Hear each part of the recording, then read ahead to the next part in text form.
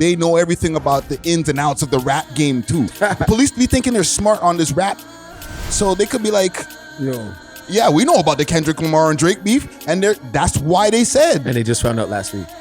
Fam, they act like they have people on the force who's keeping up with the beef. It goes back to a question I feel like I asked 3 pods ago. Are we good over there? Definitely not now. Yes. Bop. It's all around it. Catch her. And not even you, Kendrick, one of your boys. So maybe he shouldn't be going at Drake and saying, "Oh, baby and Wayne were just with." Who cares? What about your boy Kenny? Who did he talk to? Did he apologize to you? I'm acting as him. These motherfuckers think I lost. Hold on. You think that Drake doesn't think he lost about it? Honestly. Yo, listen, the record button's on. I'm gonna play you something. Okay. Watch this. I want to get your thoughts on this.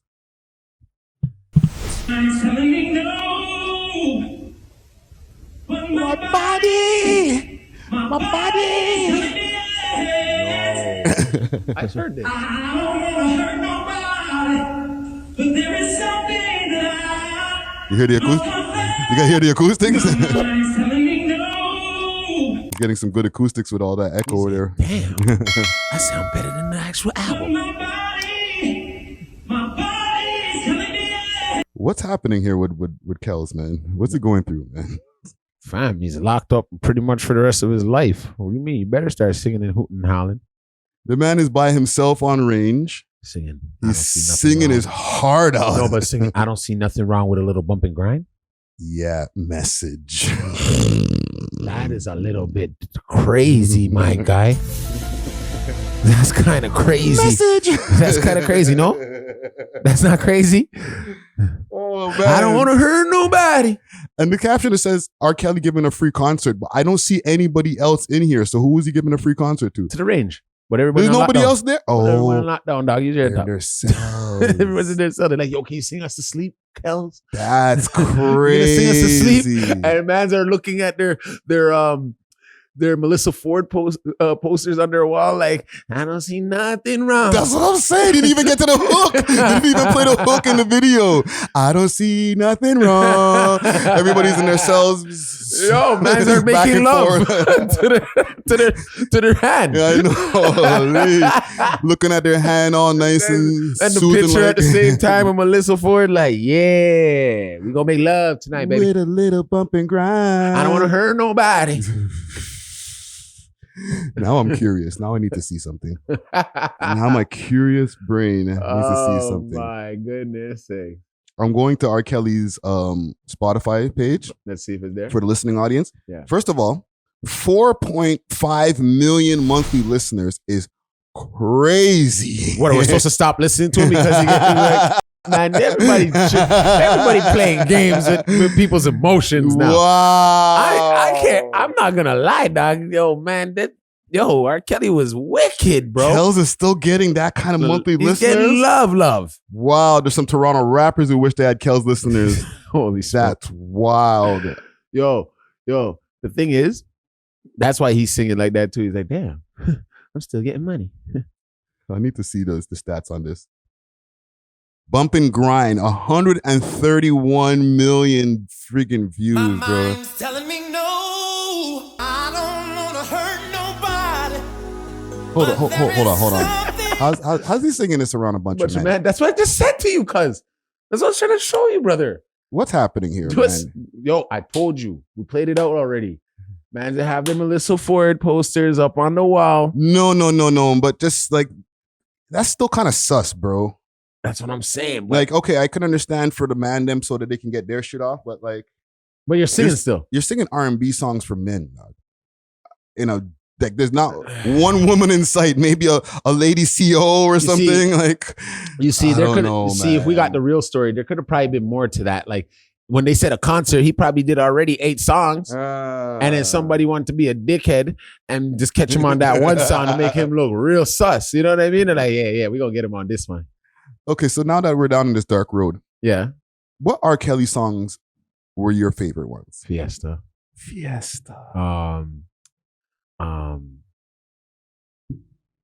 This is my song for real, no doubt. Say the DJ's making me feel thugged out. As I walk onto the dance floor, we begin to dance on. Put your arms around me, I'm feeling on your booty. That's my tune. Yeah. Hey, pretty mama, how you doing? What about this one here? Said I'm just in town for the weekend. Get this money. Of course. Oh my God. Okay, let me stop. Yo, Bridget, I think you need to run the tune, dog. Just run it, dog. Just run it. We are not starting the podcast off with R.Kelly today, broski. Oh man. That's too dark of a road to go down. Yo, okay? Sometimes you gotta do some dark things. You know what I'm saying? Okay, let's start this shit off, man. I actually had a playlist of things I wanted to start with. Yo, can you paper towel? Some paper towels, please. They say hot. Yeah, I got it. No, it's actually cool in here, but it's a little wear cup, you know? Yeah. That's why I don't have my hat on yet. All right, let's get this shit started.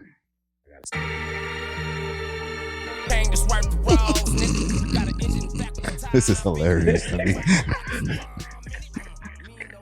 I ain't even cutting this shit. I'm just keeping going. Oh my goodness sakes! Oh man, what am I gonna do? Don't worry. We might cut in a second. Let me intro this, and then we'll tend to dust. We are is the world's most smoked out podcast. We love hip hop. I'm your host of the most toast Friday, Ricky Tread, aka that part. We are here at B3 Studio, episode 490.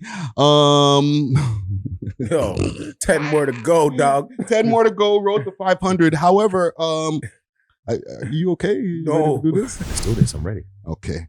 All right. Sorry, guys. You shouldn't have stopped. You should have kept going. Back from physical rehab. We got the man, the myth, the legend, Dusty Wallace in the motherfucker. Holy, how you feeling? How you feel? Man. My neck, my back. Do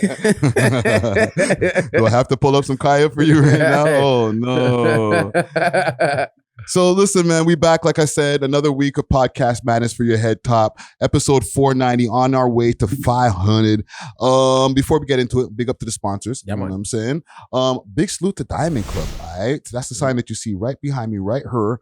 Okay, they got some of the finest loud in the GTA. If you need some of that, hit them up on their Instagram page, Diamond Club _Canada, and you could use the code We Love Hip Hop and get yourself a little discount. You know what I mean? Also, if you need some of that blem, they got some on the wall, some steaming hot grabber. Okay, all different types of grabber flavors and different ways that you could get the grabber. You know what I'm saying? Delivery all over the GTA as well. Hit them up on their Instagram page, steaming hot grabber, and they will handle the order. Quick thing as far as announcements of things that are going on. Let me see. There's a couple of things I need to make sure to announce here. There's the show, the Marmar Also show that's going down. That is going to be in London, Ontario. Let me pull up King Radio's Instagram page here quick fast. And hopefully they put more information than the last time. Wow, it's making me think 4 or 5 times. But remember we went there? Holy, yeah, let's not talk about that now. Let's see. Hosted by your boy Friday Ricky Dread. It's going to be going down August 10th. I'm still trying to find a flyer that actually has more information on it. Yeah. But like I said, it's going to be going down over there in London, Ontario. Hit up King Radio on his Instagram page if you want more information on this event right here. The Marmar Also show, August 10th, and his Instagram page is King Radio Official. All right, especially for people who want to be opening acts and stuff like that. There was one more thing I wanted to make an announcement of. Anyhow, before we even get into all that, Dusty, how's your week been, man? Successful. Talk Gratitude. to me. Grateful. Where did I go? I went to the 90s party, man, with Master T. Oh, yeah? Yeah. Starting from scratch. Woodbine Beach. Really? What a vibe. Seeing people I haven't seen in years. Mm. Great vibe. great vibe. Like greatest vibe I had. So was it all time. DJing? Was there any live performances or anything? Not really live performances, but more of a tip of like, let me see your latest, like your old school, like dance hall moves. Someone had to come up on stage. Master T dropped some knowledge, dropped some, you know what I mean? I think he even brought out Roxy. Remember Roxy? I swear I heard her going off the keyboard. It was just dope. Starting from scratch on the ones and twos. Dope. It was just a vibe. Real good Toronto, like mature crowd. You know what I mean? Like I didn't feel unsafe for 1 second. Yeah. When you go to the 90s parties, man, it's a cool vibe. You don't got to worry about nothing. The vibration of the music is what I wanted to get into. Talk to me. Now I really notice my chakras when I hear the trap and the like on my way up here, I'm listening to Ice Wear Visa. Now my legs start cramping up because I'm. I should have making you tense, man. Yeah, I was tense. The way I'm driving, like I'm more. Yeah. Do you mind if I stroke you up? I'll just be cruising, dog. Or just one of those days. Yeah. That I want to be all alone. You know what I mean? Yeah. And that's what I'm hearing in the background as I'm mixing it up, talking to people. I didn't even have to drink, dog. That's how good the vibe was, bro. So that was my week. Plus radio, you know me already on the radio. You hear my voice. Everybody go tune in to 89.5, 6 Degrees Radio every Monday from 10 to 12. You know what I mean? But yes, sir. Besides that, and then a little bit of like, I don't want to really say it too much, but me and you had our little powwows. Yeah. Mini powwows. Yeah, that lead us up into this week's pod, into the 490. And then, you know what I mean? We're going to only get greater and go up from there. You know what I'm saying? Yeah, man. Listen, man, we've been out here just doing our thing. I think it's safe to say that we've gone viral. we won't talk about it too deep. Too tough. Too tough. But just listen, like, gratitude for even just the platform getting more leverage and stuff like that. Getting, calls from people that are giving us big ups and stuff up, saying like, yo, I seen you, or seen a reaction. Like, so that's always a blessing. You know what I'm saying? Yeah, it is. The thing I wanted to announce quick fast also is it's going to be going down this Tuesday. So for the people who are watching this in real time on Monday, the next day after, okay, it's the juicycomedy.ca, Juicy Comedy Hurricane Brile Relief fundraiser. Right. Yeah. Somebody wanted to, the homie Wes, he wanted me to just give that a quick announcement. It's with White Yardie, West Hype. Can I get a ticket, dog? Yeah. I see Mastermind. I see, hold on. DJ Nice, John Paul. Jean Paul, not Sean, but. The Bandit, Blacks, Muscle from Two Line. Blacks Done the Place. What's my name doing there? Wait. What? Friday Ricky Dread. Black's Done the Place. Whoa, you guys didn't call his management? Like, whoa. So where's our tickets, Doc? I guess we have tickets, man. It's going to be at the Danforth. July 23rd. The Dawn on Danforth at 15 Chisholm Avenue over here in Toronto. 2 p.m. 2 p.m. to 9. Damn. On Tuesday. Well. Hey, okay. So I guess it's a festival.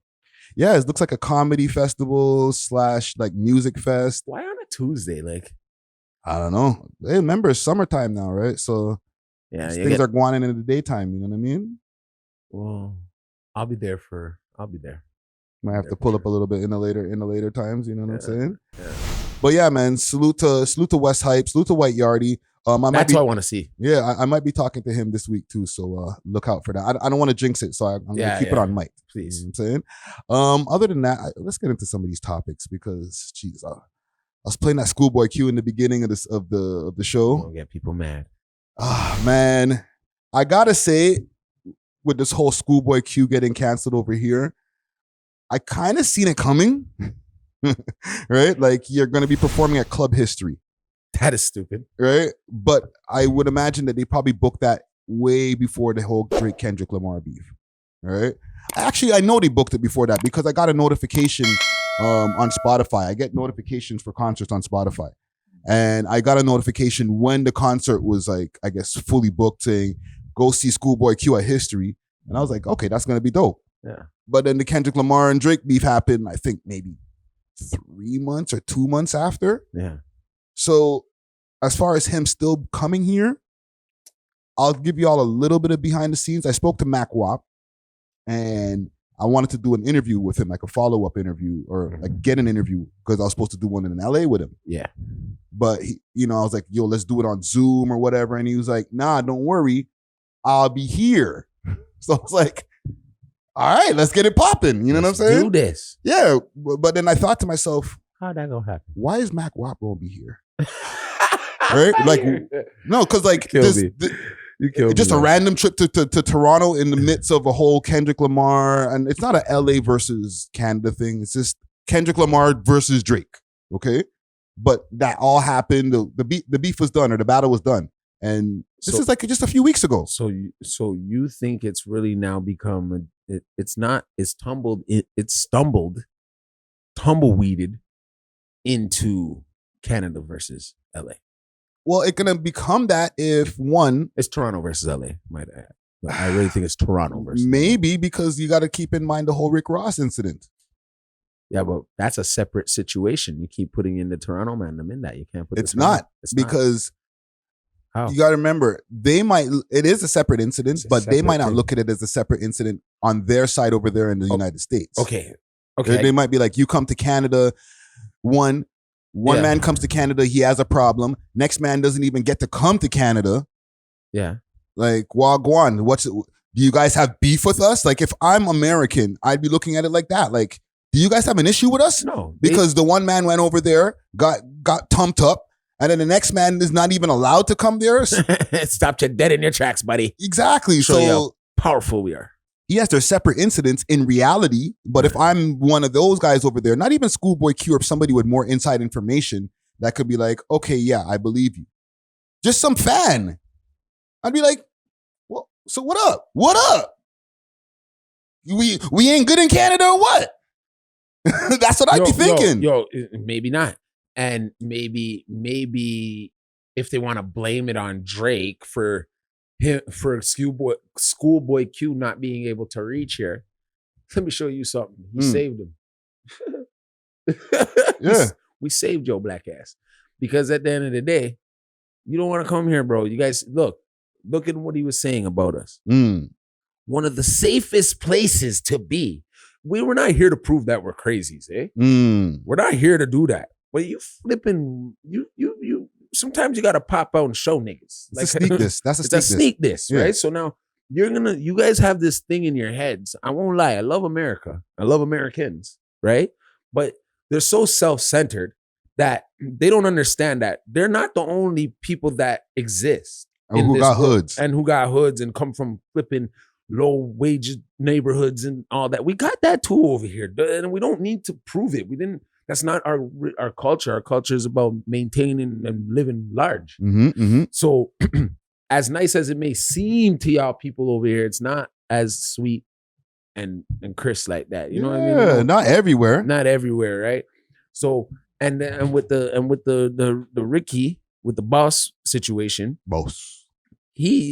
That's on the West Coast. That's a total difference from Toronto, fam. Gotta remember, dog, we're different over here. You know what I mean? Yeah. Right? Yeah, so yeah. It's a little different. I think they saved ScHoolBoy Q. Like, let this cool down. They'll replace the date. You know what I'm saying? Will they? Yeah, fam. Because remember, they're saying that it's the Toronto police that shut it down. Yo, and I'm not here. I don't know. You know what I'm saying? That's what the reports have been going out saying. Toronto police said that ScHoolBoy Q is not going to be able to come or and then people are trying to put it on Drake, but the original report was Toronto police. Okay, but you see what I'm saying? People again trying to put it on the boy. Look, something happened on the West Coast just because he liked the damn thing. Now they're saying he sent the goons. So now make ScHoolBoy Q come here and some idiot fan turns around and tries to rush a shit, punch this nigga in the side of the head, like the last time when what's his name, homeboy came here. Pusha T. Yeah, and then what happened over that didn't end well for the person. So and then what they still do, They blamed it on somebody that wasn't even in the building. Yeah. Okay? Now, he comes here. This crap is going on. Someone may take it upon themselves to be a super guy and be like, yo, this is my perfect chance to be a owl. Yeah, but that would be the stupidest thing, to pay for a ticket to a ScHoolBoy Q concert to go beat him up.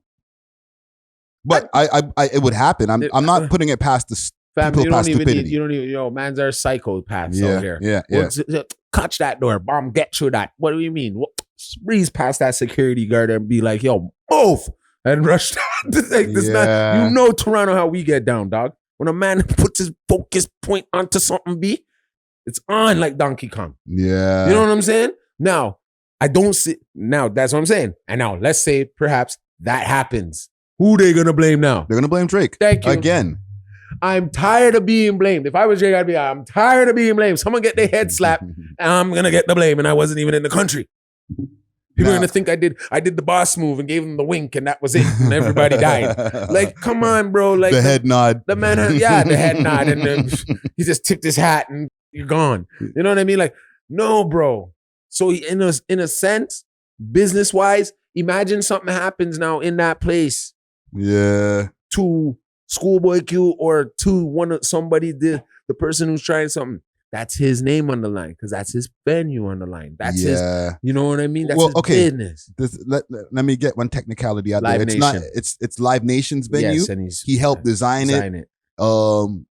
You know, he launched the opening of the venue. Place, bro. Right? To me, it's his. He's very connected to the place. Yeah, fam. He's the face of the place. He's the face of the place. Even if he doesn't own it, because people are like, yo, Drake owns the place. He owns the place. And I even said that. He doesn't technically own it, but he has a lot to do with the place. So it's kind of a, what did they call it?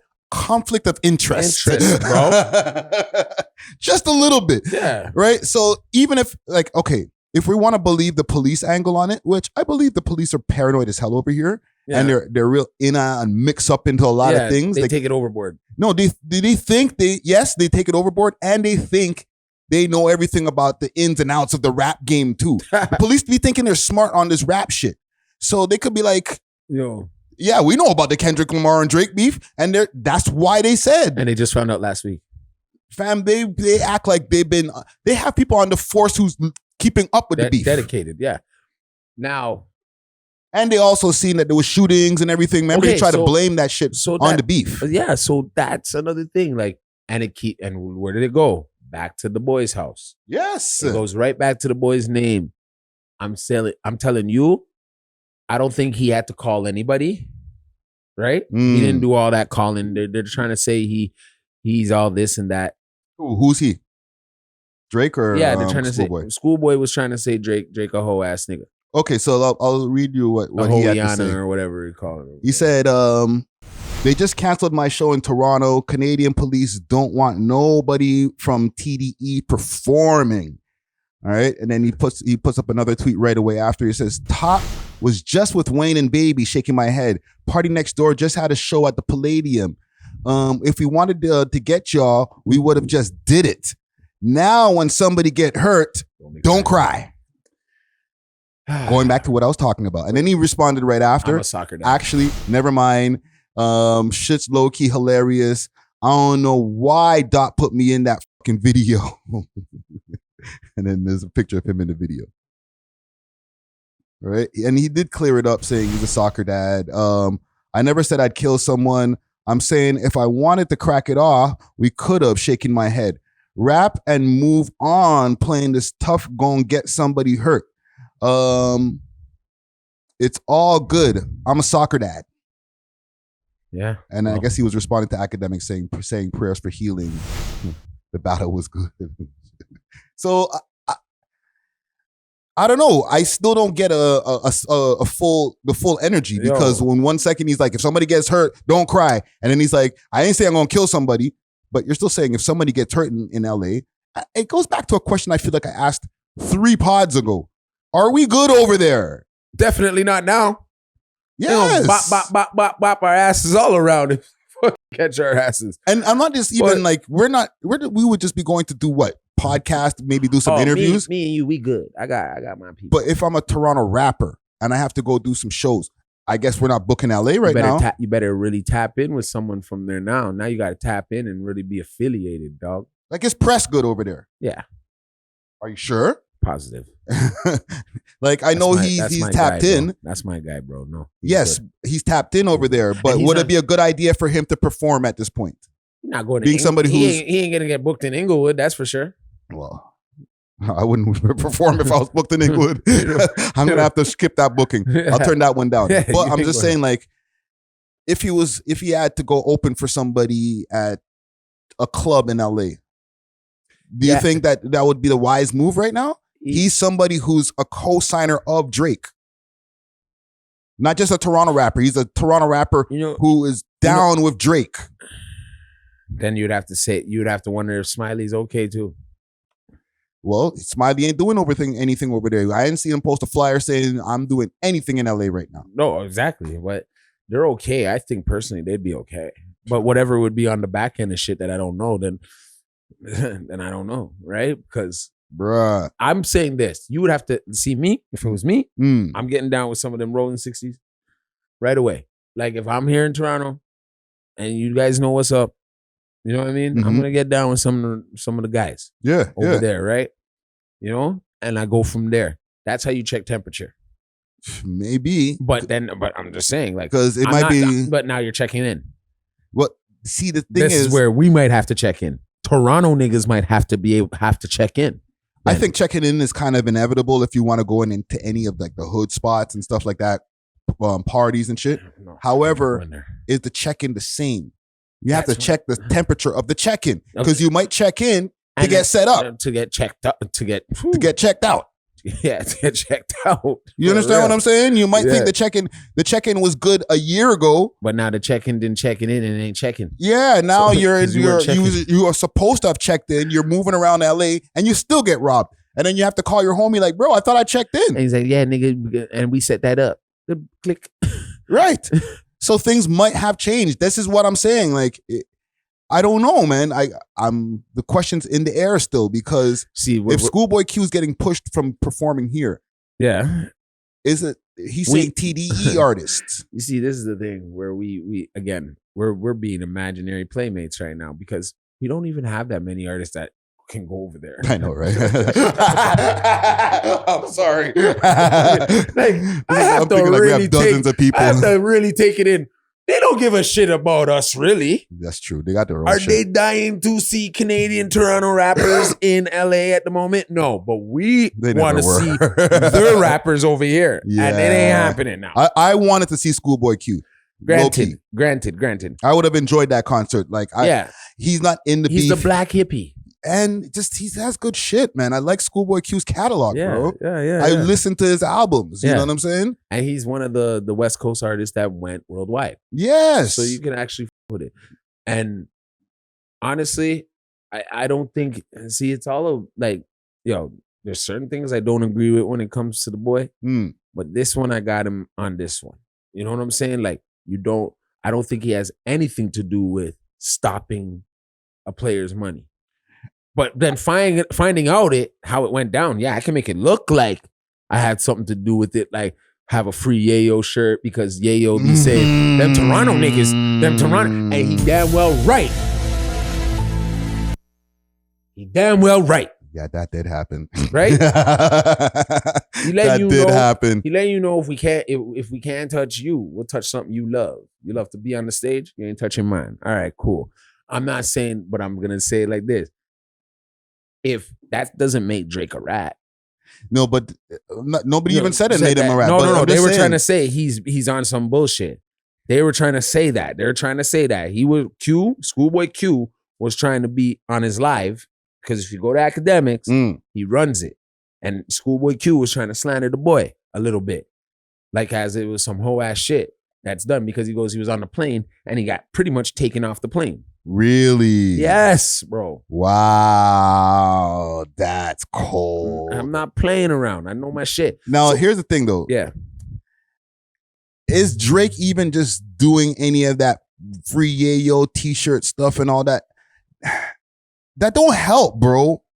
It's not. You're It's the same shit that mans were cheesed about on the last thing when they were saying Why did you like the post?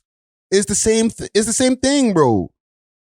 You know what I'm saying? Like, listen, we can't always be like, yo, Drake's not always right, fam. No, that's what I said. You don't do that. I didn't know that for sure. But like, you're kind of wrong about that. Like, don't post nothing, fam. Free Yayo, nothing. Yeah, but just stay off the gram. But see, that's what I said. That's what will make you think he had something to do with it. But it's really true. Mother probably had low ticket sales. So no, he didn't. He only had 4% that wasn't sold. He had 4% left that wasn't sold. If I want to be petty, I'll be like, hey, that's not a sold out place. Listen, if the place holds 2,500, he probably had 2,000 of them sold. So like 500 people that weren't in there, and that's just walking. You're telling me that's already sold Ticketmaster. So the rest is just walking. I'm walking off the street. Yo, I'm going to the ScHoolBoy. Oh, let's go to ScHoolBoy Q tonight. Boom, another 500 people. They probably would have sold that out and had people waiting to get in. True. You know what I'm saying? If there's only 4% left that needs to be sold at the venue, you did great. Yeah, you're doing great. You know, I'm ready to go pick up my back end. You know what I'm saying? Like, let's go. Yeah, I get it. But there's still that point where I don't think Drake had to do that. I just don't think he had to do that. I don't think so neither. He didn't have to do that. But that's the narrative they're trying to paint now. Like he made the boy them come. But that's not the narrative they're trying to paint. Look at this. That's what he's trying to paint. And he's wearing the moccasins. What's he wearing?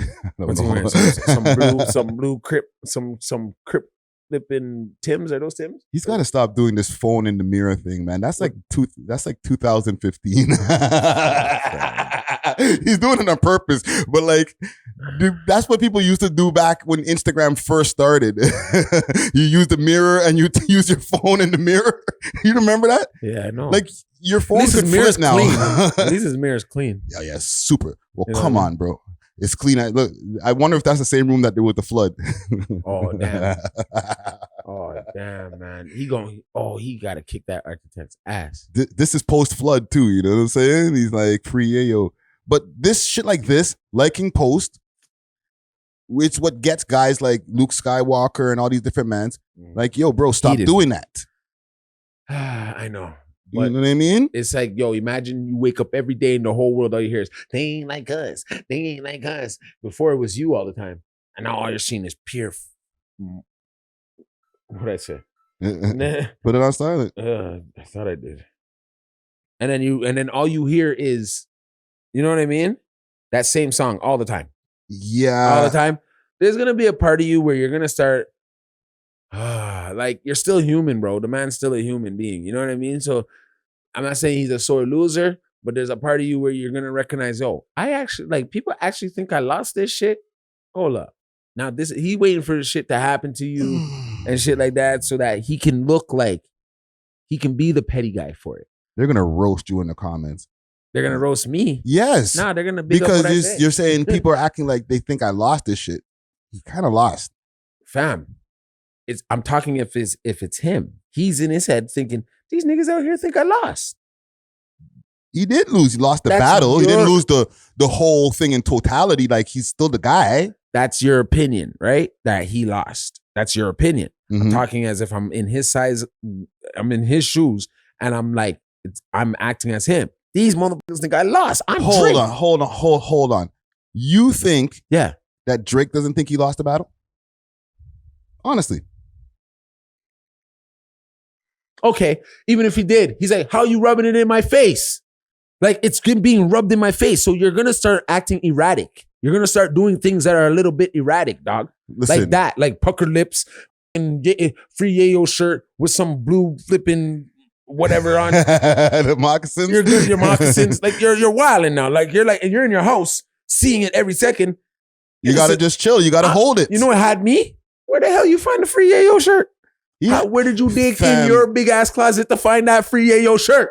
Either he got it sent to him ASAP, or I think Drake is the collector of hip hop memorabilia. Exactly. You know what I'm saying? So anything that he can counteract, like that's crazy. He probably took it from behind a glass. It was like a picture on a wall, and he was like, "Let me put this on." Actually, you know what I'm saying? Like, take the value down a little bit and then put it back behind the glass. Yeah, because you weren't supposed to wear it. It was just supposed to be for memorabilia. But like I said, okay, even if he thinks he lost or whatever, you're still gonna be doing things that's erratic because you lost. There's a bit of embarrassment. Well, then that's where you're gonna go wrong. And he's going wrong in a lot of ways. You got to be like, you know what? I took an L. Let me just hug it, get back to whatever I got to do, and act like I'm unbothered. You have to act like you're unbothered because people are going to be like, "Oh, you mad? You mad?" Then that's what it looks like, right? So now but look, he didn't have to. Like I said to you, he may not have made the Wyndham locate ScHoolBoy Q. I don't think he did. Exactly, but people are still blaming him. Yeah. But he doesn't help the narrative when he's posting free Yayo t-shirts and stuff like that, or liking posts when Rick Ross is getting his ass kicked and stuff. And listen, I'm saying this as a supporter of the boy, as the OVO lawyer that everybody be saying and shit. Like, but you got to call a spade, bro. You can't be doing stuff to make it look like I co-sign these guys taking L's. Listen, I think they've taken him off of radio in the States already. That's crazy. I don't think so. Yeah, they are. It's only in Canada because you have to play what? How much percentage of music? 30%. Thank you. And he is 30%. Right? So we're hearing him here. That's what we're visibly hearing and we're always hearing, right? So there's little things to it. Like everything lately has been bad press about him. Bad press about him. Right? Like for the whole summer. It's a long summer for him. Now, are we July now? July 20th when we're filming this? It's been a long summer already for him. Everything's bad. It hasn't been the greatest of summers for Drake. This is how they know to make money off of him. In comparison to other summers, like I can say in the history of Drake being on, this is the toughest position I've ever seen him in. He's in a tough one. I will say this in defense of other people. When he beat Meek in that battle, they were taking victory laps, bro. They beat the shit out of back-to-back. Yeah. Meek had to hug his L, go sit down, come back with a new game plan. And he came back with the champion, not the Champions album, the album before that had the Tory Lanez song, Liddy and the Liddy again and all that. Like, he came back pretty tough. Yeah. He never bounced. He never came back from where he was before back-to-back. However, he did do his thing. He did his thing. But we're also talking about Meek Mill because now he's like the joke of the internet. Of course. You know what I'm saying? Sorry, Meek, if you hear this. You know what I'm saying? But like this is just what people be saying. But now look, same thing for Drizzle. He is now, look how much allegations they're trying to put on the boy, bro. Like, come on, B. You ever go do a YouTube search? Not even a YouTube search. Just go on the front page of YouTube and then just see how many videos that they have with Drake on the thumbnail. Yeah, many. And it's like the fall of Drake, where Drake went wrong, Drake allegations and all. It's crazy. Yeah. If I was him, I'd be like, yo, bro. But you still gotta hug it, bro. Okay. You have to be like, yo, I'm just gonna scream into the pillow kind of shit. You know what I'm saying? That's why I said, yo, lay off the music, bro. Lay off the music, bro, because we're not gonna accept you coming out with anything right now. We're gonna be looking every time you could have a plan to put something out. Kendrick is gonna be there to stop you. Like, no, he ain't. Yeah, he might. Kendrick ain't said shit since Not Like Us dropped. You know what I'm saying? He went back to Kendrick ways, just being silent. Where I've been waiting for an album. Okay. You know what I'm saying? ScHoolBoy Q took an L. Kendrick ain't say shit about it. Okay. And technically, that L is on the strength of Kendrick Lamar. Because Kendrick is the one who's calling the man all kind of PDF files and all types of shit in the record. And look, he's the one getting paid off of it. And then now your homie ain't. Right, so they can get on Drake's back for saying, "Oh, Drake is preventing ScHoolBoy Q from getting into Canada." No, Kendrick Lamar is preventing ScHoolBoy Q from getting into Canada. Okay, because he went and said all kind of wild shit on a record that he didn't have to, and now it's made it so tense that the Toronto police is like, I don't think one of your brethren should come here. Not even you, Kendrick. One of your boys. So maybe he shouldn't be going at Drake and saying, "Oh, baby and Wayne were just with." Who cares? What about your boy Kenny? Who did he talk to? Did he apologize to you? Yeah, but you're throwing it now on Kendrick's fucking. He did it. He said, "Yo, I should have never been in this nigga's video." I know, because they're probably. So did Kendrick call him and be like, "Yo, my bad, bro. I cost you a bag. You couldn't go to Toronto and get your money." Because I had to get at Drake because I don't like him. So now you can't get a bag. I had to get on the Future record. So now you can't get a bag. Nobody's ever looking at it like that because everybody's on Kendrick's dick. Yeah. Right? People, yeah. But nobody's looking at it like, yo, Kendrick is the reason why ScHoolBoy Q can't come here, not Drake. That's what I'm saying. That's what I'm pretty much saying with you. You know what I mean? You can't run away from it, dog. Yeah. Call your boy's call school. Who was he? Was he his opener or is his hype man or whatever? You owe him a phone call and say, yo, my bad, bro. Yeah. I had to get at the boy. So let me give you the backhand that you were supposed to get paid.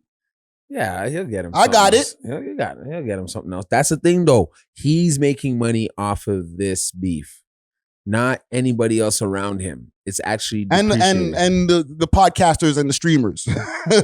Thank you. But your man's in your Black Hippies TDE crew can't get a bag because you beefing. You beefing, right? Hug that. But look, Party Next Door got a bag on. Well, maybe y'all should have stopped him.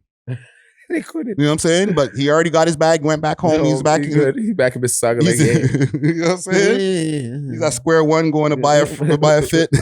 Buy a girl a Birkin bag. Oh, dude. But yeah, man. Listen, salute to ScHoolBoy Q. In the end of the day, it's all love. You know, I still mess with the man's music. I don't know these guys personally. Right? That cost me an interview, fam. I was gonna get a MacWap interview in person. So you're pissed at that? Listen, it's a side effect of the battle. You know what I mean? Kill me, dog. It's a light thing. You kill me with that one. But he was gonna forward with ScHoolBoy Q. Yeah. Right. I only made the connection after, like, oh yeah, ScHoolBoy Q's gonna be here, so MacWap gonna be rolling with him because him and MacWap had a conversation prior to coming here. And they were talking about, oh, we're going to go to New Ho King, da-da-da-da-da. Yeah. And ScHoolBoy Q was like, well, that's what they called him. They called him the New Ho King. They're calling him a Ho King. Salute to MacWap. But like, I seen the convo, and they were kind of, ScHoolBoy was kind of like trying to push it to the side. Like, nah, bro, why would we do that? Like, we'll just go get it, order, bring it to the hotel or whatever. No, he like, said he would want him, like, he should have let us come and perform. And like.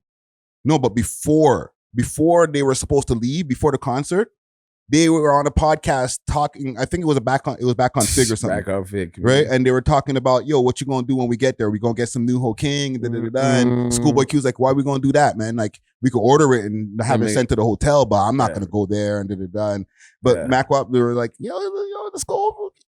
Eat in the restaurant because they thinking that we twinkle. They thinking we Twinkies out here. They thinking there's a bunch of Twinkie fillers out here. Nobody remembers that little conversation that happened before. I'll cut it in for emotion. You gonna go to New Ho King with me? If I got time, yeah. You got time. You gonna have time. But I mean, that's what I'm saying. Once again, what are you going for? Saying that you like the mother. Coming to Compton, want to go to Townsburg now. Exactly, but I always been that nigga prior to that though. Like, what are you talking about? Okay, but now what are you talking about though? Like, all right, so what I'm saying though is like, why you asking me? You know I don't care to go. If just say that then, it's that why simple. You ask me then? For the viewing audience, but that happened. They think we are Twinkie fillers over here, bro, and they're in for a rude awakening when it comes to the man them. Don't play with us. Like, you see what I'm saying? You think you're just gonna weasel down Spadina and go to New Ho King and man some know you're around, sliding around there that day? Go around there with all your diamonds on. Go around there with all your water. Nah. Exactly. You're not gonna.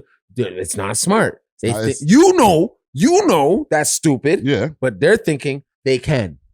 That's the point where, like, they gotta stop. Yeah. They gotta stop. That's the only point. Like, I love America, dog. But we know we're not to go in America. Yeah. We know not to go down certain roads, and we watch the movies. We can watch your news and tap in and see, oh shit, that ain't where to be at. Just gotta respect the streets, bro. Yeah, fam. Anywhere. That's the thing, and I tell you, it's a little bit ignorant. You know what I mean? Yeah. Respect the streets even if you're in Yugoslavia, bro. Oh my god. You know what I'm saying? You never know if you turn down the wrong block over there and then you get hit. Slavic. Yeah. Ready to hang you. Exactly. You just don't know, man. So respect the streets anywhere you go. You know what I'm saying? I might have to call the title of that show today.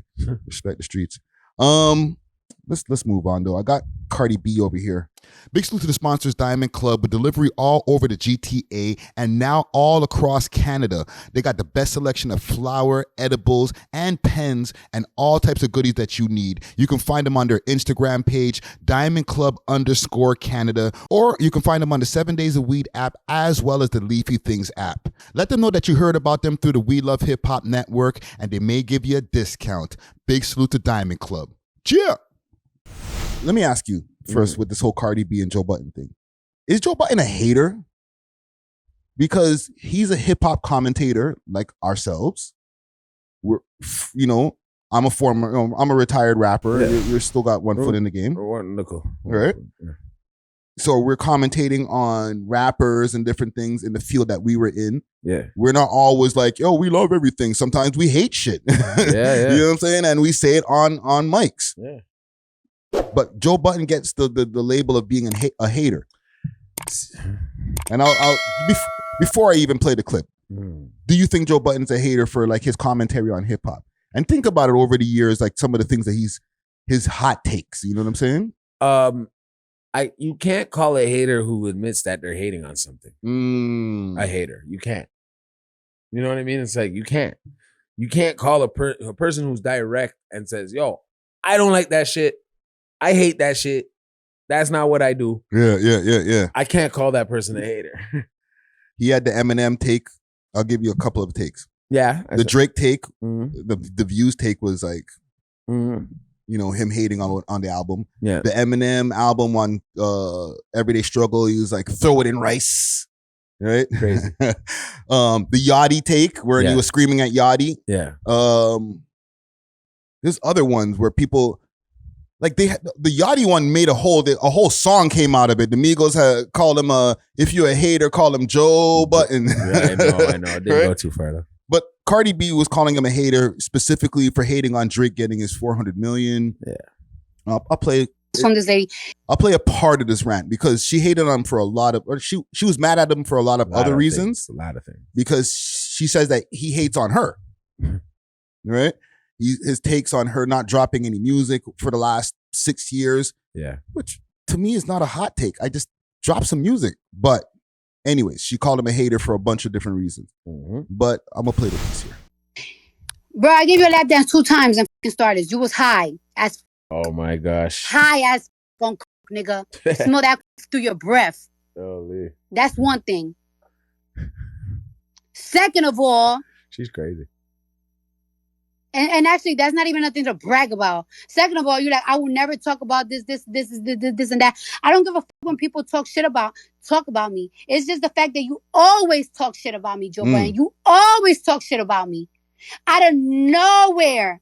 You would think I did something to this nigga. Out of nowhere. For the past 2 years, this nigga have only talked bad things about me. Bad things about me. Constantly. Why? And I'll play another piece where she's getting at him for dissing Drake for getting his 400 million. I think I could probably find it on Keep Six Solid. But yeah, I don't know what set her off. She just woke up and decided to start a Spaces and just start spazzing out on Joe Budden. He did address it on his podcast today when we film on a Saturday, right? Yeah. So I was listening to the Joe Budden podcast earlier. He was showing love. He was like, there's no hate. He's always going to cover Cardi B stuff. However, whatchamacallit? With the whole Drake thing. He doesn't think that he's a hater. Is basically the emphasis of this. YouTube. Chicks. all of them, he compares all of them to me. Then it's like, oh yeah, it's because, you know, we want your album. No, you don't want my... Let me tell you the difference between me and you, Joe Budden. Like, it's like, yes, you are an artist. I will never quit. You wanna know why? Because I could never tell my kids that I'm a quitter. Whether I fail, lose, I could fail, I could lose, I could flop. I'm never gonna quit. You quit. You quit. I'm never gonna... Let me address that quick. See, he addressed the quitting thing too. He said that he retired. There's a difference between quitting and retired. Yeah. Okay. As a retired rapper, I also agree there is a difference between quitting and retiring. Yeah. His reasons were way different because he's achieved a lot. Like he's had, you know, platinum records and he's done features with the best of them and he's done a lot of different things in the industry. He said he has 17 albums and, you know, only a few part of a group and, right? I don't got those accolades. Yeah, right? Accolades. What are your views on quitting or retiring? Is there a difference? Yeah. Break it down.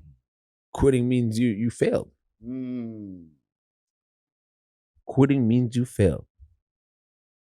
You know what I mean? Yeah. You ain't had the strength to go on, so you quit. Retiring is knowing that it's your time to stop doing this and move on to something else that can serve you a better purpose in your spiritual realm. Facts. You know what I'm saying? Like you gotta really take it in, right? On your next like imagine me and you sitting here and really still trying to rap. I'd look me personally, both. Yeah. No, both of us. We look crazy. Okay, and like I'm one hit away. Like, you know what I'm saying? Look, I have an album in the process, and I'm looking what everyone's at. Yo, you need to put this out. But I'm like, I don't want to look crazy. So what I have to do is step back and say, I'll retire. I'm okay with, like, I won't toss and turn. Yo, that's mud. You really? This is what you're retiring? Yeah. This is fam. This is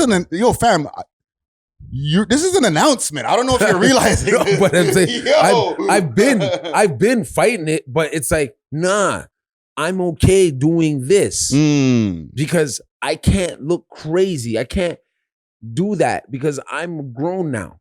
I'm not a child of hip hop anymore. I'm a man of hip hop. Right? So with hip hop, I had to grow, dog. I cannot be doing what I was doing 15 years ago still in hip hop. Whether I have a 1-2 accolades, whether, you know what I'm saying? I can sleep at night now knowing, okay, I'm still involved with hip hop. I can still help another artist get to a higher level than I did because of now my maintenance of what I've learned and, you know what I mean? Me holding it down. So quitting is failing to me. So when someone would be like in your kind, oh, you should just quit, they want you to fail. So now, or admit defeat, or some kind of way. Yeah, right. Retiring now, whole different level. You can respect the retiree. You can respect the retiree because then when you go back in their catalog, you're like, shit, this guy been doing it longer than anybody. Yeah. You know what I'm saying? And then you see the growth of them still maintaining in the music industry or in the entertainment business. Because it's called showing your business. It's called show business for a reason, right? Yeah, no, you're right, fam. Because even with me myself, I get people who hit me up and be like, "Yo, I found some of your music." Yeah. Right. And that shit makes me feel good. I'm like, oh shit. Like they're like, "Yo, I didn't know you made music, fam. Your shit is hard." Crazy. Right. But if I was actively trying to push music out, they'd be like, yeah. All right, bro, do some podcasting. You know this guy's still doing this. Yeah. You have to discover. You have to go find my music. You know what I'm saying? You have to dig for me now. Yeah. So imagine like you're still doing it at your age. And now you're like, yo, all I need is a record is with Pressa, you know, and I'm gone. Yo. Imagine that's how you have to think because you're still stuck in a kid's mentality. That would be so crazy. Because you're searching for that hit. It's like a drug, dog. And once you could get over that drug of feeling like you need to do this because, you know, you might have lost a woman way back. You got to prove that you're going to do this. You know what I mean? Like you have ops, you want to show them, bro. You know what also hits people too? Mm. What makes them know why they fail? Because they quit. A lot of people quit, eh? Yeah. Right? They don't make it to the retiring side. Mm. So reason why they quit is because it's not shaped out to what it seems on TV. Yeah. The glamour and glitz, right? You actually have to work harder than anybody. Yeah. Anybody. When you're a musician or anything, right? Yeah. Now this is your job. You got to make some money. Especially if you're a solo artist. Yeah. Now imagine you're in a group. Yeah, all you have to do is probably make about 8 verses and put them on albums with your group. Yeah. Right? Now you need to fill up everything when you're a solo artist. So you're working harder. Then what they notice is why they quit. This is the key. The money. Oh, I knew that you were going to say that. It's always the money, bro. The mother effing money. How much is it going to be to promote? Not just the video. How much is it going to be to promote my videos? They don't even get there. Some people don't get to that. They think they're going to make this song, shoot the video. I have a hit. I'm blowing up. Out of here. I'm taking all the man them out of the PJs with me and we're gone clear. I told you we would do it. Right? Once they realize, yo, I can't even get this thing to move up 100K. Or I can't even get this 100K? 100 views. That's what I was about to say. 100 views. I've seen some videos in, like, no disrespect, but like I've seen some Toronto videos that I'm like, oh, whoa, 95 views in like 2 days. Bad. Right? But like in your head, like as the artist, you're like, yo, when people hear this, they're going to share it to millions. No, they're not. Because it's so good. It's so amazing. The beat that I picked is so good. And the way that I married my amazing lyrics and my life. My life story is crazy, bro. Crazy. Yo, if they hear this, bro, it's going to go 30 million freaking views, bro. 95 4 days later. Because music is subjective, fam. And there's stuff on the internet to watch, bro. So like, you need to let people know that your shit's there. So that's the part where they quit. Yeah. Because it's not made out to what it seems. It's too much work, man. It's a lot of work. So some people really, really quit. Yeah. Like, trust me. I've seen mans come and go. Man still see me doing this and they're like, yo, you're still guanin'? Yeah. Because it's how you reform it. It's how you rebuild yourself every 5 years in this industry. It's what you do.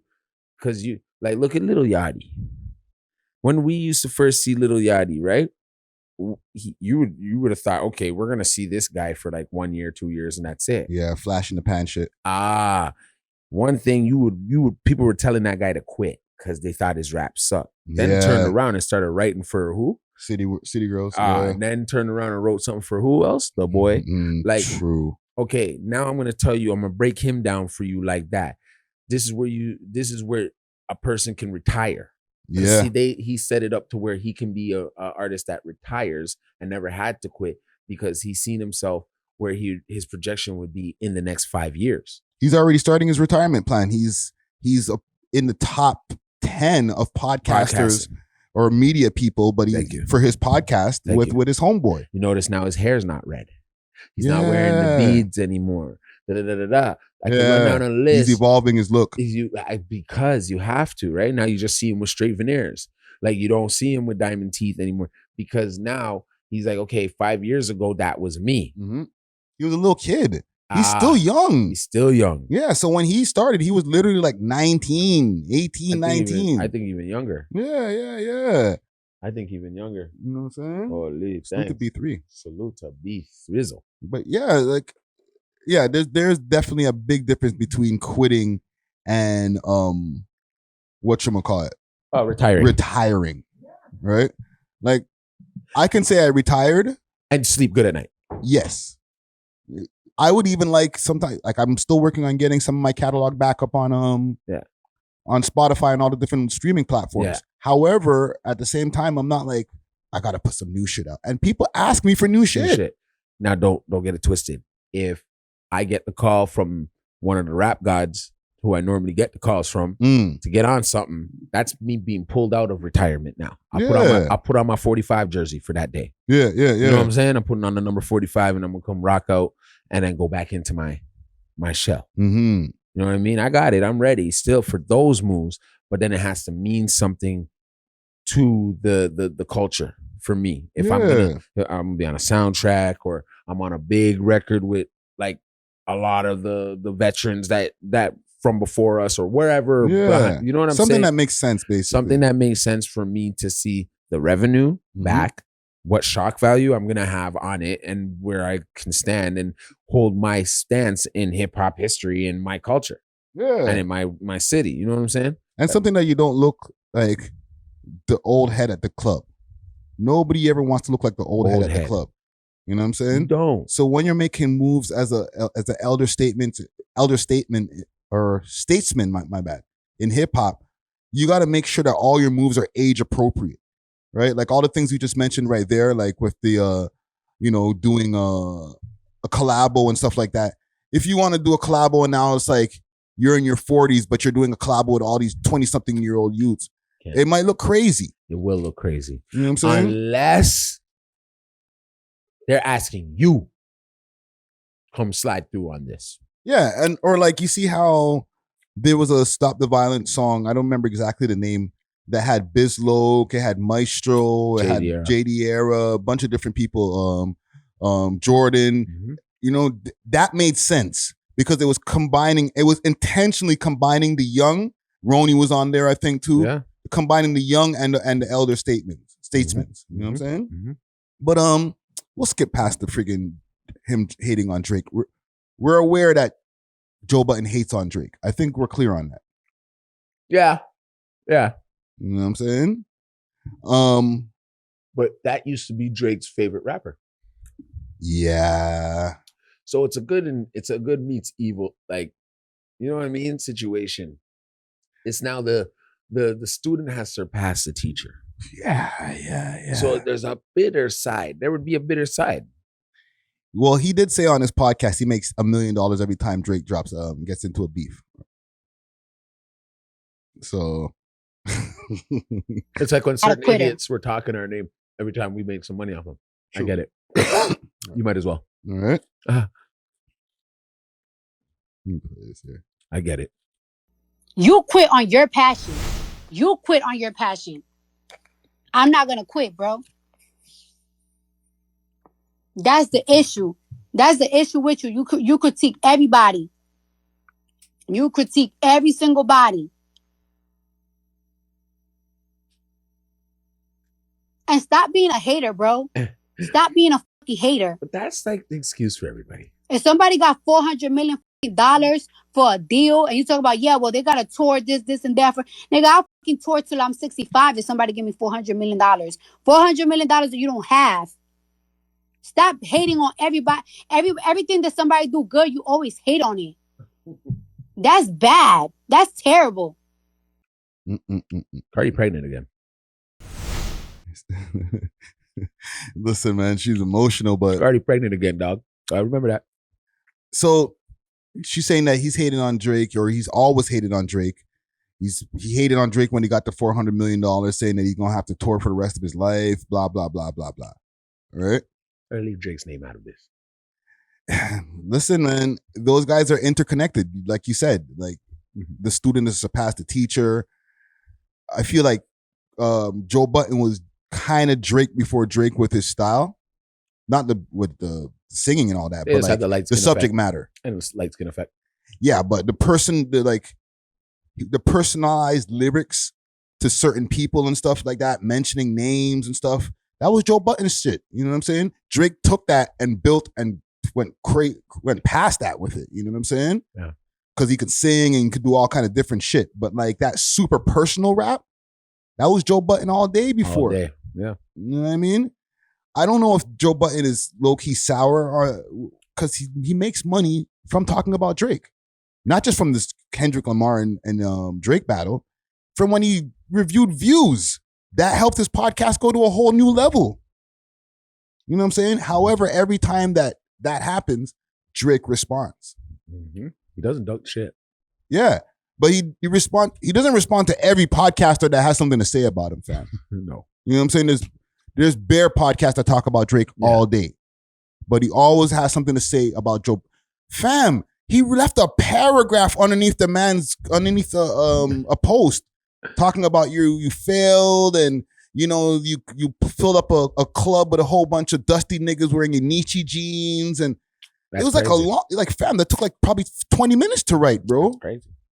So as much as people feel that Joe Budden hates on Drake or has an issue with Drake has an issue with him too, fam. Yeah, I know, but it's just like I said, it's your teacher. It's your 8th grade, it's the 9th grade teacher. Embarrass you a couple times, you know what I mean? Now you're like, you're up. Yeah. So you're gonna show that teacher, remember when you gave me a C? Yeah. You know what I'm saying? I'm gonna bust your ass now.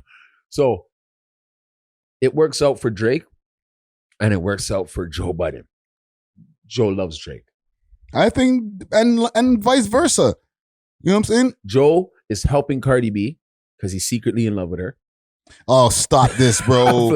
Stop this. I'm played. That needs an X-File sound right there. Because I heard that rumor floating around too. You know He's in love with her, right? So we'll run off of that narrative. But you can run off that narrative, but keep going. I'm playing Joe. But what you have to see is like, if she was smart and had an album tucked away, or even a single right now, besides being on other people's single, her own, because she had that Rob 49. Right now, she should have been like, all right, drop a bomb on this hating ass nigga. Yeah. You know what I mean? I mean, bomb. Gave him something to shut up about. Gave the whole world to shut up. Yeah. Because right now, I know for a fact, Cardi B is a single artist. You want, and even that, they're mid. The singles that she has dropped over the last, let's say, year or so. She's been features. Not only just her features, her solo ones, they just kind of went, they came and went. They fizzle. Yeah. The biggest song that she's had since her album, I would say, is probably WAP with Meg Thee Stallion. Yeah. Like I tell these people who, when they start, like, instead of quitting music, retire from it and then go get a major role in a movie. I keep trying to tell Drake, get a role in a movie and you'll be all right. Then we'll forget about this. Yeah, but he's not done with music. Like, you got to remember. No, I'm not saying be done with music. You don't have to be. But go really and do some film, bro.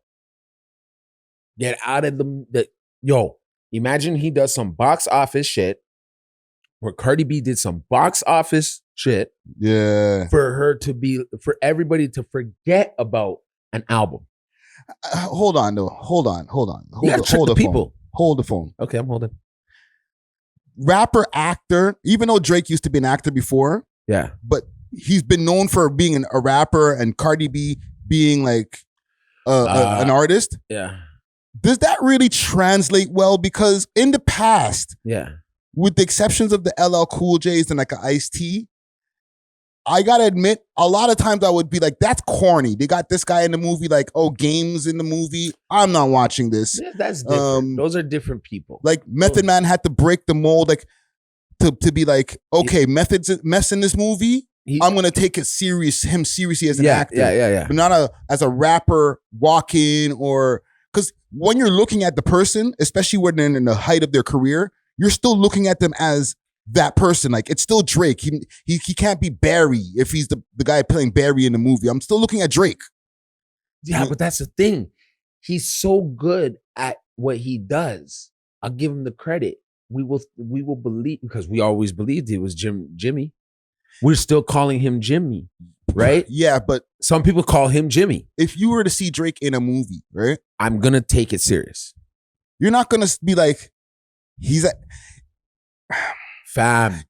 I'm trying to figure out the way to explain this. Like, you're not still gonna be like, he's still acting like Drake. Nah. Like when you're watching like him deliver his lines and shit.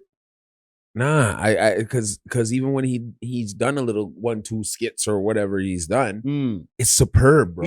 He's done great skits. He has done great skits. He's superb, bro. I want to see him in a breakthrough role. What about Cardi B? Like, okay, Cardi B, if she's in a role, and let's say she's like the waitress mom. at a, or even the Bronx mother of like some little boy. He be getting in some storyline of where she breaks through as like, oh, now that's Shaniqua from that movie. Yeah. Now it's not Cardi B. She did so good in that. Like, you get what I'm saying? Like, you gotta switch. I think that's a tough thing to do when you're that famous.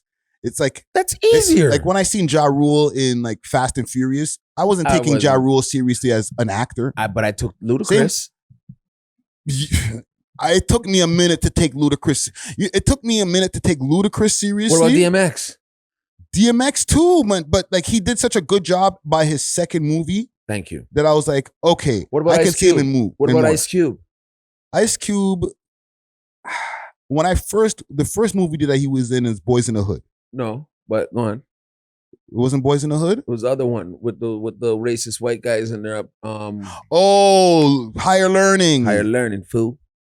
I still looked at him as Ice Cube when I watched Higher Learning. Yeah. Right? Because he had that aura of fight the power stuff going on. So I was like, yo, it's Ice Cube. It's Ice Cube. Yeah. Right?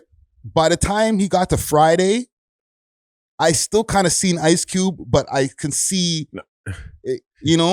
when he got to the movies with the Are We There Yet? Yeah. I was like, okay, all right, you're an actor, bro. You're in your bag. You know what I mean? But it took me a minute for him to get the Ice Cube off of him. You know what I'm saying? But the first two movies, I was like, yo, Ice Cube's in a movie. Okay. Ice Cube's in a movie. What about Will Smith? Let's be real. Will Smith? That's a good question. When did I stop seeing Will Smith? Never. Fresh Prince of Bel-Air. And he was still rapping. You didn't rap that much. He came out with Summertime when Fresh Prince of Bel-Air came. Yes, like, this is true. He was legend. Like, come on, these niggas they didn't know what to do. There's footsteps to this. But Will was really good at acting, bro. But even in that 6 Degrees of Separation movie where he had to kiss the man. I didn't see Will Smith in that movie. No. I just seen the gay guy. Like I seen that I can see him. He is Will Smith. Or I didn't see the Fresh Prince. No, you didn't see Will. I seen. Okay, you're really into your acting bag. Yeah. Let me get the rap. Let me just watch you out at the lens as an actor now, not as a rapper actor. But I'm saying with Cardi B and Drake, it's gonna take a minute for me to watch a movie and not be like, yo, this Cardi B. They kind of gave her a part that kind of fit her because she can't act. Like, you know what I'm saying? Like, you got to do some real left field shit for me to be like, oh, you an actor. Like, you can't act any way like yourself in this role, your breakout role, for me to be like, I'm gonna take you seriously as an actor from day one. What if they put him in like an action movie? They put her in like one of those Marvel action movies, and she plays now a superhero kind of black superhero chick. Like, come on!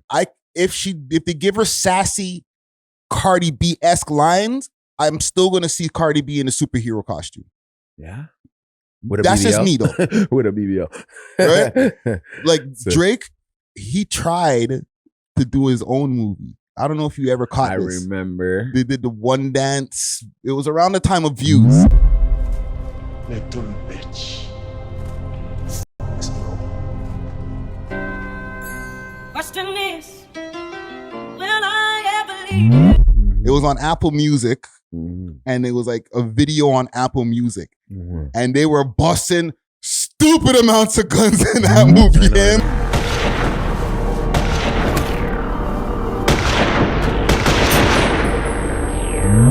Chubbs, everybody was just every like 2 minutes they were like I was like, yo, who made this movie? And then they break out into the one dance tune, and like it was like a musical / super gangster flick, bro. Yeah. Did you ever see that? Yes, I did. Oh man. So I do see Drake saying, you know what, maybe I might want to do some acting soon, but that movie was like, sorry gang, that shit was trash. This niggas was like just shooting everybody in one scene. I was like, when these guys turn into Rambo? Like, yo, man, I just need to see him in a movie, bro, or something. Okay, before we get off of this, and her in something. For Drake, what kind of role do you need to see him to be like, I don't see Drake? There was two roles, like almost like on a Tom Hanks kind of vibe. Mm-hmm. Some Mission Impossible shit. Oh, you mean Tom Cruise? Tom Cruise. Sorry. Yeah. Some Tom Cruise, or on a vibe of like no, not comedy, but something very like touching. A movie that's touching, where he plays a role of somebody, like they might have to tap him back into like a Jimmy. Yeah. Somewhere where you can fall in love with the character and not see Drake. Yeah. Right? And there's a couple other like lead roles, actors around him. I'll give you a couple. I'll give you one before we get off this topic here. He needs to be in a role where, like, where 50, because 50's been going for it for a minute. Yeah. He's another one, right? Yeah. But there was a time when he did a movie where he was being a cancer patient. I remember and he that. lost mad weight. And everybody was like, yo, what up with 50? Like, you have to take it there, like almost method act to get into this role. Yeah. You know what I'm saying? Where like Drizzy like transforms the way he looks almost. Yeah. Right? And then you'd be like, yo, when I looked at the movie, I couldn't almost tell that it was Drake. I respect him. Like there's a way to make the world love you again. Yeah. And it's when something relates to the people that have the less from you. Yeah. And if I can continue to like turn that on all the time and see that movie to like make me learn from or something, you win, bro. You almost forget like that is Drake in the movie. I will forget you had a beef with Kendrick Lamar last summer. That too. I will so forget about it because I'll be like, oh, he put a soundtrack out with the same movie. Like he's on the soundtrack and there's other people on the, you know what I'm saying? Like it's the movie of the summer. Yeah. Box office. Yo, no one can hold him after that. Yeah. Now you've touched territories that even though they're saying Hollywood's dead, I really need to see it. Yeah, until you make friggin' 100 million off a movie, and then you know what I'm saying? Yeah, but I really need to see him in some acting roles again. Like Well. I want to so bad, and that's the same thing I'm giving the advice to Cardi B. Same thing. Yeah. Acting up. Well, salute to Cardi B. Yeah. Salute to Joe Budden also, man. Yeah, salute. I feel like sometimes I'm a Joe Budden hater, but I literally listen to this guy's podcast all the time. I got something here that's a little bit. You might have to clear the runway just for a quick second, but I need to get your opinion on this. What do you mean clear the runway though? I'm gonna, because I went to somewhere this week. I went to Top5's pre-hearing. Pardon me? I did. I sat in the Like courtroom. a flipping reporter? Well, I couldn't have any of my devices out, but like I sat there and I took in what was going on. And I'm not going to give everybody all the details, obviously, of what was going on in the courtroom. But I will say that the prosecutor was just bringing up a lot of social media. Academics interviewer. It went from academics live stream to interviewer, whatever. She didn't even know what to call it, but like it was just like social media is everything that she was trying to throw on this case. You know what I'm saying? But I went into I got to see the process of, the Crown presenting the evidence that they're going to be presenting for the trial later on, and what the Crown and what the judge has to say in rebuttal to that, and with the defense. Like I was there for like 90 minutes, dog. It was wild, bro. I was like, I felt like I was literally in a court movie. My God. You know what I'm saying? Scene 5 in the box. You know what I'm saying? He was suited and booted up. Looking good? Yeah. He's looking slimmed up and stuff too. Yeah. You know what I'm saying? They don't work out near like that. Yeah. I guess not, right? There's no weight, man. But like, salute to Top5. I curl up. I feel like I don't want to give him an opinion because I don't want to jinx anything. But like, as far as like Then whether the Crown has good evidence or the defense, like I don't want to give my opinion on that. But I will say they just brought up a lot of social media shit, bro. They have nothing on it. Yeah, just a lot of social media shit, bro. They're gonna do that. I just think that it's kind of frivolous that social media has become the thing. And I understand that, we can say these guys make their own beds when it comes to that. But like part of rapping is embellishing and being like super bravado. It's not part of all rapping, obviously, but like it really helps when everybody thinks you're the toughest gangster, craziest guy, and all that type of shit. And not just putting it on Top5, I'm saying with mad rappers. And now, like, if anything happens, with anybody around them, they have to, worry about their social medias. That's kind of crazy, bro. Yeah, because it's gonna be crazy, and it's stupid because you're coming from a culture of we come from a culture of no snitching, man. So me even recording me kicking your ass and me putting it out there is still a form of snitching. Yes. Me telling you who's snitching is snitching. Don't tell me who telling. You get what I'm saying? So there's rules that we have to abide by. So why does it get broken because you need to make it in rap? Yes, but why? At the same time, no. Why, fam? Because this is where we are now, fam. Social media is how these guys promote themselves. No. The music is where you promote yourself. There's still a code. Break it down in your music, and when you're on the social media, look prim and proper so that these cocksuckers can't break you down and understand what you about. Listen, they're solving cases through just looking in your background and seeing which man. That's why everybody's masked up. And that doesn't make you even sell records. I think they think that they're solving cases. There's a lot, and I'm not excusing any of these guys' social media antics. I'm just saying social media antics is a thing. Yes. And with everybody having social media antics, the gangsters, the non-gangsters, everybody using social media as a way to get their shit off, try to get clout, get the endorphins from getting a bunch of likes. Yeah. We can't use that as a measuring stick for putting people in jail because everybody's using it.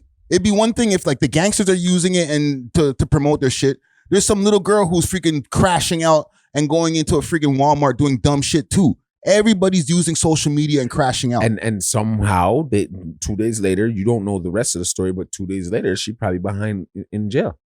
Because of those type of actions. That's how I'm like, oh, that's what they did. Okay, let me check your cameras here and let me go see social media. Boom, boom, boom, boom, boom, boom. Right. If you do a crime. But now, let's say, okay, even for example. Mischief. You go and do mischief, they can catch up to you and knock your door. Like, you know what I'm saying? So there's still like, it makes no sense if then you're going to be like, they're trying to break me down they're trying to like throw away the key on me for social media. Because that is solving the case. I'm gonna use that if you know what I mean. Like, yeah, but bro, it goes back to the lyrics thing. They've used lyrics in court. I just did a documentary piece on an artist named T Sav from the West Coast. Right? They used his lyrics in court against him. The prosecutor claimed that lyrics like "Hop out the whip with the burner, bitch," "Headshot," "I'm dumping clips," plural shit. And "They took Gigi from us, the realest trapper living. I swear we riding out for you till they all ain't living." Talk to murder shit. Hop out the whip with the burner, bitch. I'm dumping clips, that's plural shit. Hold up, yo. Now it's like lyrics, social media, all that shit is like literally what they're using as evidence in court these days. Okay. Should it be permissible evidence in court? Like I seen Jay-Z and those guys were fighting about that like almost a year ago to try to get the courts in the States to stop that shit. Yeah, because it's an art form that we could be lying about. Bro, if I did something stupid tomorrow, God forbid, which I won't, but if I did, you could pull up all my catalog and place fucking the scene of the crime and probably what gun that I used, because at some point in some lyric, I'll mention the gun that I've used, let's say in this hypothetical crime. Yeah. Right? You can find it somewhere in my freaking 3-4 albums. If I shot you with a 9mm, you'll find a bar in my catalog where I say I shoot you with a 9mm. Yeah, but then I have not shot anybody with a 9mm with any gun. Okay? But I'm just saying, I've said it mad times in lyrics. I got 100 keys in my house. I've never had 100 keys in my house, dog. You know what I'm saying? But like, it sounds hot, bro. Yeah, but now you just sit. You're the part of the problem. You're lying. But rappers lie. Exactly. But if you know you're not supposed, okay, there's two ways around it. You can't play both sides of the fence, all right? You just can't. The ones who speak that real shit, they got to deal with the consequences of that real shit. Well, the ones who are like literally not lying? Literally not lying. Well, it's on them. It's on you. Now, yeah, that's kind of on you. It's on you. If you're like, yo, on Tuesday, walked up to Brad, shot him in his face. Track 5. Clean the gun, burn the car. All the clothes, gone real far. Like, track 2, still busting my gat. Track 3, still busting my gun. Like, that's... Yeah, but how do you know that guy's lyrics are real? Oh, because you know what? Because you got to remember where we come from. Our era is you had to really be outside. Mm-hmm. All right? To be who you got to be. Yeah, but we still lied. I was outside and I still lied in my lyrics. Yeah, but then there's that part of you subconsciously, you're like, I'm lying. So how do you sleep at night? It's how you sleep about it, fam. It's how you feel about it. If people are streaming it or people are buying the mixtape or whatever the medium was at the time, I sleep well, fam. And if you become a big famous rapper, you're going to sleep really well, bro. You're going to, but then there's going to be that mother effort that comes to expose you. And that's happened with rappers in the past. Yeah, Look at who got exposed for not being a gangster from like the early 2000s? Plies got exposed for going to school and like, you know what I'm saying? What's not gangster about? That's the biggest but gangster. he had, remember his whole thing was the ski mask goon.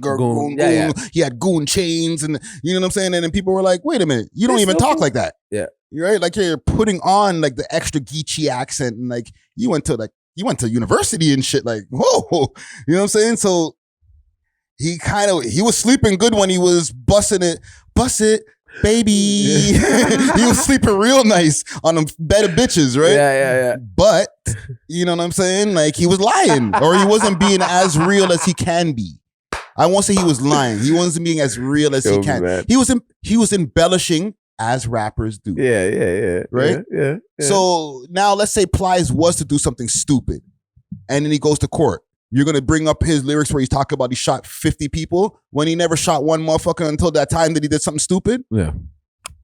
It's kind of unfair, fam, because we lie so much or we embellish. Let me stop saying lie. We embellish so much in our raps that like now if you bring us to court for something that we actually did, it ain't in the raps, bro. I actually did this here on this time or whatever. Bring evidence that proves that. Don't give my raps and what I said on social media being the biggest, baddest gangster and try to use that against me. Because I got to say that to get my shit popping.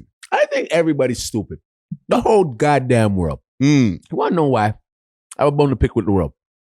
Talk to them. It makes sense. I'm going to go right back to the boy again. When he was telling us his life story, saying he comes from a single parent home, white mom, da-da-da-da-da-da. He was being truthful. Yes.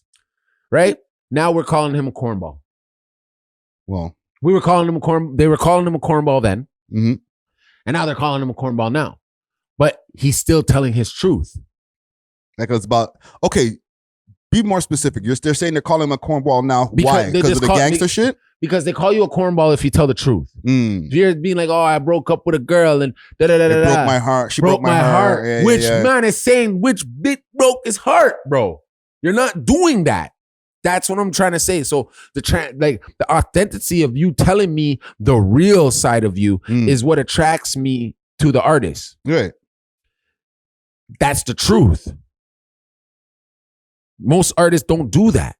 That's why they're not. It doesn't end up being real for them in the end. They're sleeping good for a moment, but they don't sleep good at all after that because they can't sleep at night knowing that they've been lying the whole time on these records, bro. It gets to you. I've been there where I'm like, yo, this record is so cap, guys. I cannot sleep because that's not me.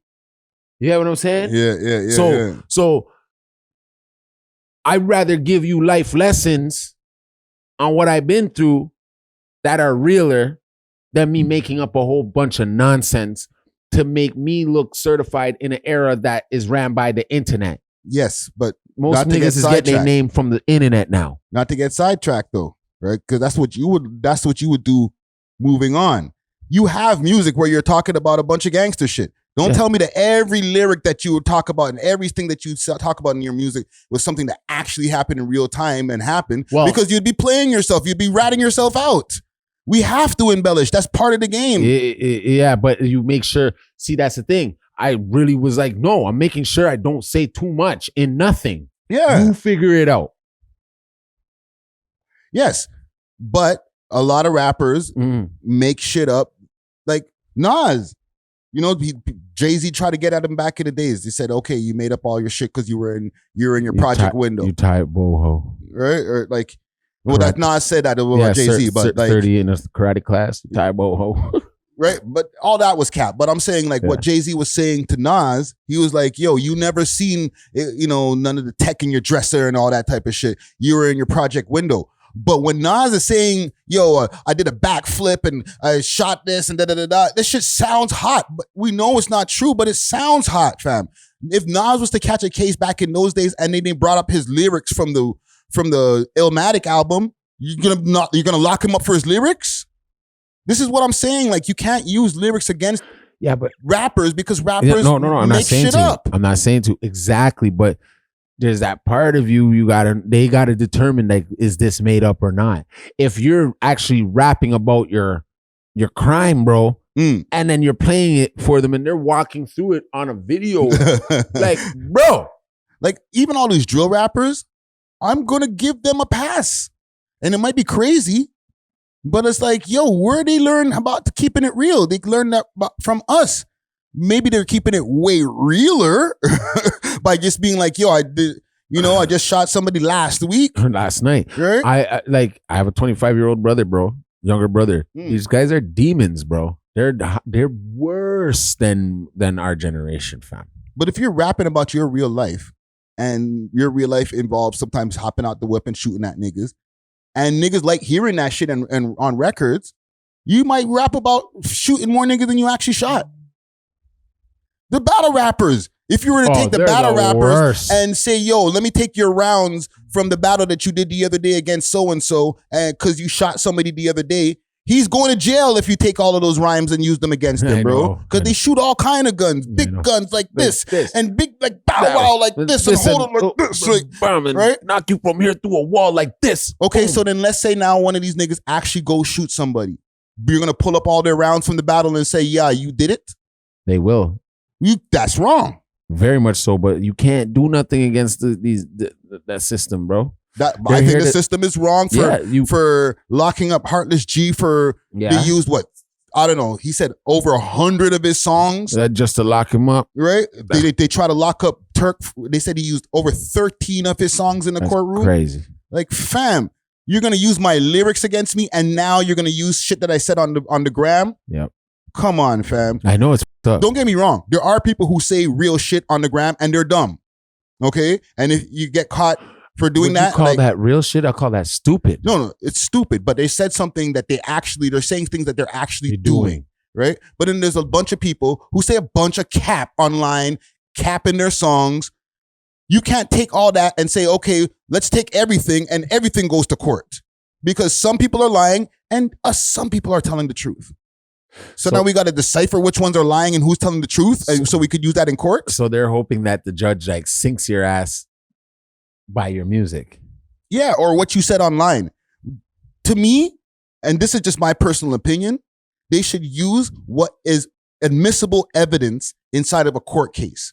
What is the physical admissible evidence that we can use in this court case? So if a man's saying online, yo, next time I see you, all that. Halal meat. Can't use that.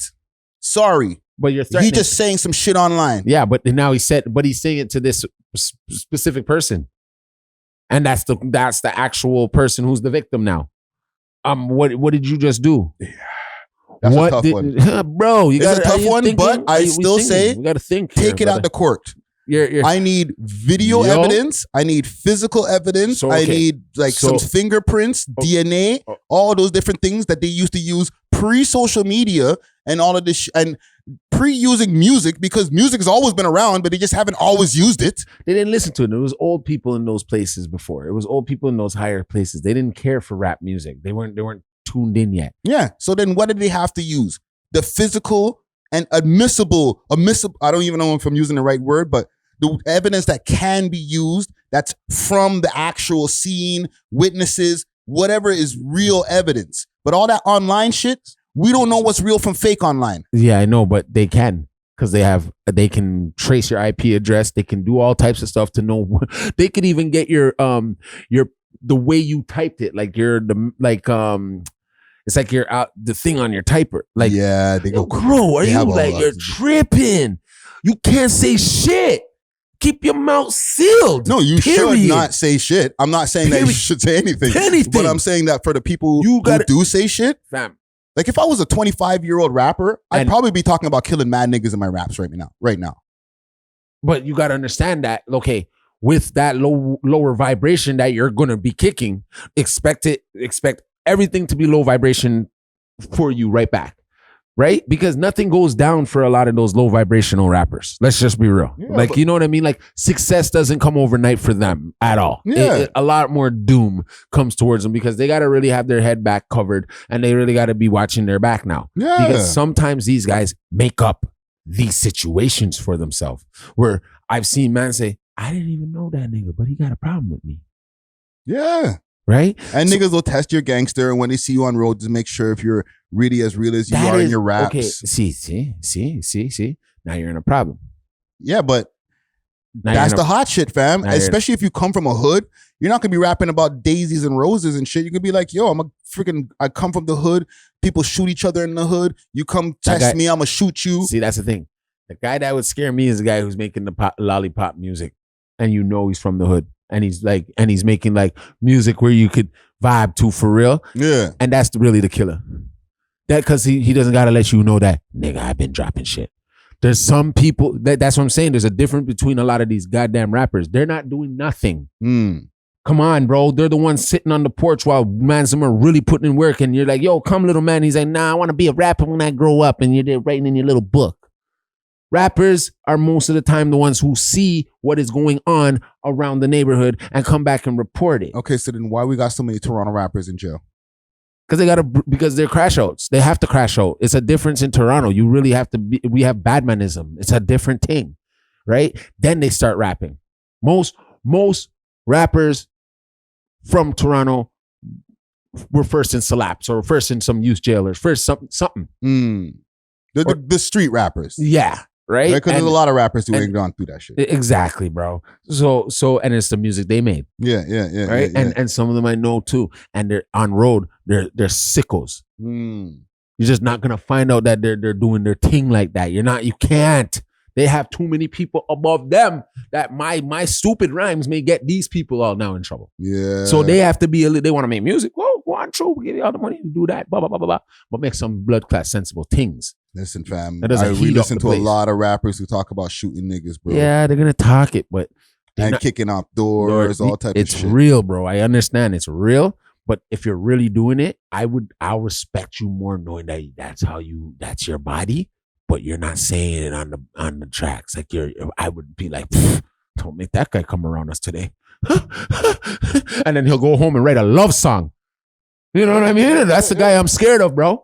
That's the guy I would be like, okay, that's the real nigga because he ain't saying nothing. You can't wrap him up in nothing. If he gets you, they gotta really let this nigga off because he doesn't have nothing to he doesn't have evidence in his lyrics. Yeah, fam. It goes. We're going to go in circles. We can't even go. Yeah, you know what I'm saying? It's over. Because I agree with you though, but I disagree a little bit.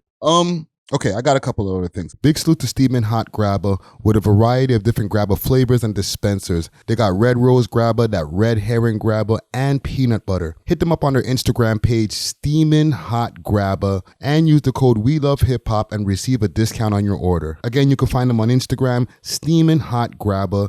Now let's get back to the show. Yeah, we could skip this Trump Biden shit. That's a whole. Why? You want to see this? Yes, why? You want to see this here? Fam, I already seen it. Oh, this speech. I thought you were going to talk about him getting his ears. Yeah, well, that was so overcovered, man. Do you think it was staged? Yeah. Tell me why. Because if I hired a real agent, he would have took his head off. They don't miss, dog. How they missing? You know what I'm saying? He wants to say, as soon as I put my head down there just for that split second and try to graze us, bro. Shots whistle past his ear like police in England. You know what I'm saying? So being at stage, and I'm going to play this. But what happened last week when they took a shot at my hero. And they tried to kill the next president of the United States. Enough was enough. And I said, let Trumpomania run wild, brother. Let Trumpomania rule again. But what happened last week? My God. Okay. I love it. So continue with your theory. Why do you think, okay, besides the him moving his head and all that, and I'm just going with your theory because I don't believe the same. Okay. What benefit from staging this? I'm feeling sorry for him. Now, you definitely got my vote. If I was an American, you got my vote, especially my stupid black ass. I'd be like, he's just like my uncle. My uncle just got grazed on Tuesday. My uncle just got shot, and they charged him for some shit. You know what I'm saying? And he's still on road. Like, that is like, he's relating to us, and it's all a trick to get our votes. You get what I'm saying? Because a graze to the ear to get our vote, bro. That's a lot, man. That's staged, bro. Did you see when he went down, came back up, had to fight the power fist? Yeah. In a black state like Minnesota with the highest rate of... No, he was in Pennsylvania. Pennsylvania is a black state too. It's white and black. So it's both 50-50. I just have a hard time believing somebody's going to take a shot to the ear. His ear is mush up, dog. Like his ear is really mashed up. Like if you look at it without the big bandage that everybody's wearing now as some kind of like paraphernalia or whatever. See what I'm saying? They're feeling sorry for him. Yeah. They got my vote. Okay, you see if you break it down, Trump's, I don't know the name of the Brazilian president. Not the one now. There was one that they got out because of corruption. Yeah. That's his really good friend.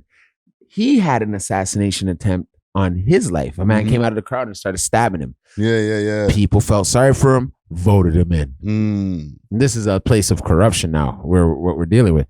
Now think of it like this.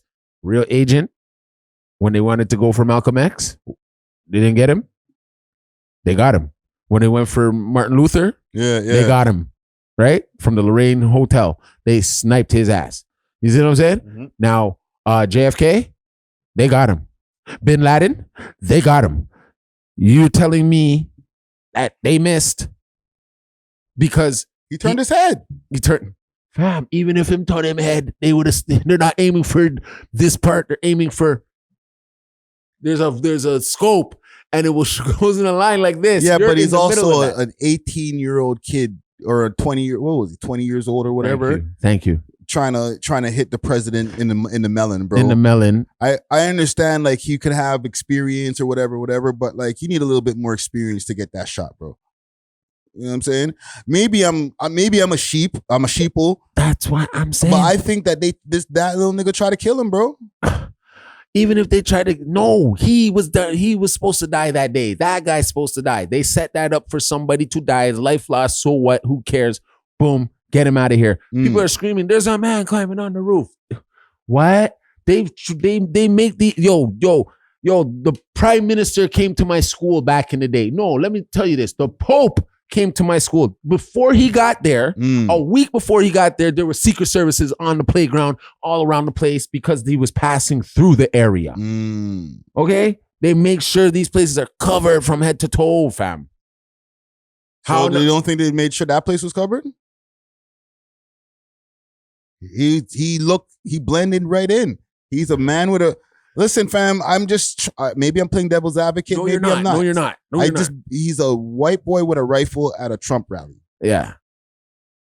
That don't look that's nothing crazy, fam. There's other people walking around with rifles over there. That same rally? Yes. They're whatchamacallit, 2A people. They're the people who are gun rights over there at these rallies. They have the right to walk around with their gun, fam. Mans will walk around with the rifle. Place scary as shit. But like, this is America, dog. Like, if you're in a state where you're allowed to carry, and you can go to the Trump rally and be like, yeah. With it in your hand? Bow.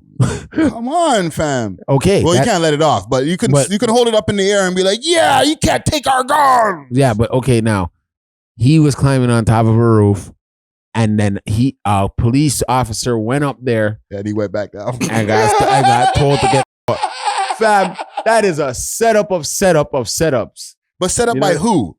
By Trump's camp? No, Biden. No. I mean by Trump's camp. Now, set up by Trump's camp with him knowing or him not knowing? Maybe him not even knowing. Because that's the theory that I have, but maybe I'm wrong about that. I feel that somebody was trying to kill him. They missed, right? And with them missing, they're like, we still got to finish the job, bro. Yeah, so they're gonna continue trying to attempt on him now. Yes, and if I'm him, I'm looking around like, which one of y'all niggas is trying to organize this shit, and who do I got to fire to stop the people from trying to kill me in my cabinet? You see how much questions you just had to ask yourself, right? If who the hell's trying to kill? No, it's me that's doing this so I can get the hell in the office, or else. He wouldn't be doing no public appearances if it was really an attempt on your life.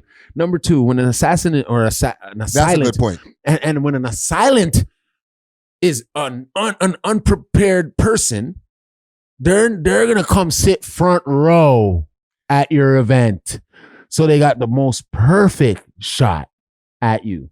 You get what I'm saying? If they're gonna be kamikaze with it, because if you do that, you're going to get hit up right away. That man already died. Yes, but that's for him from far away.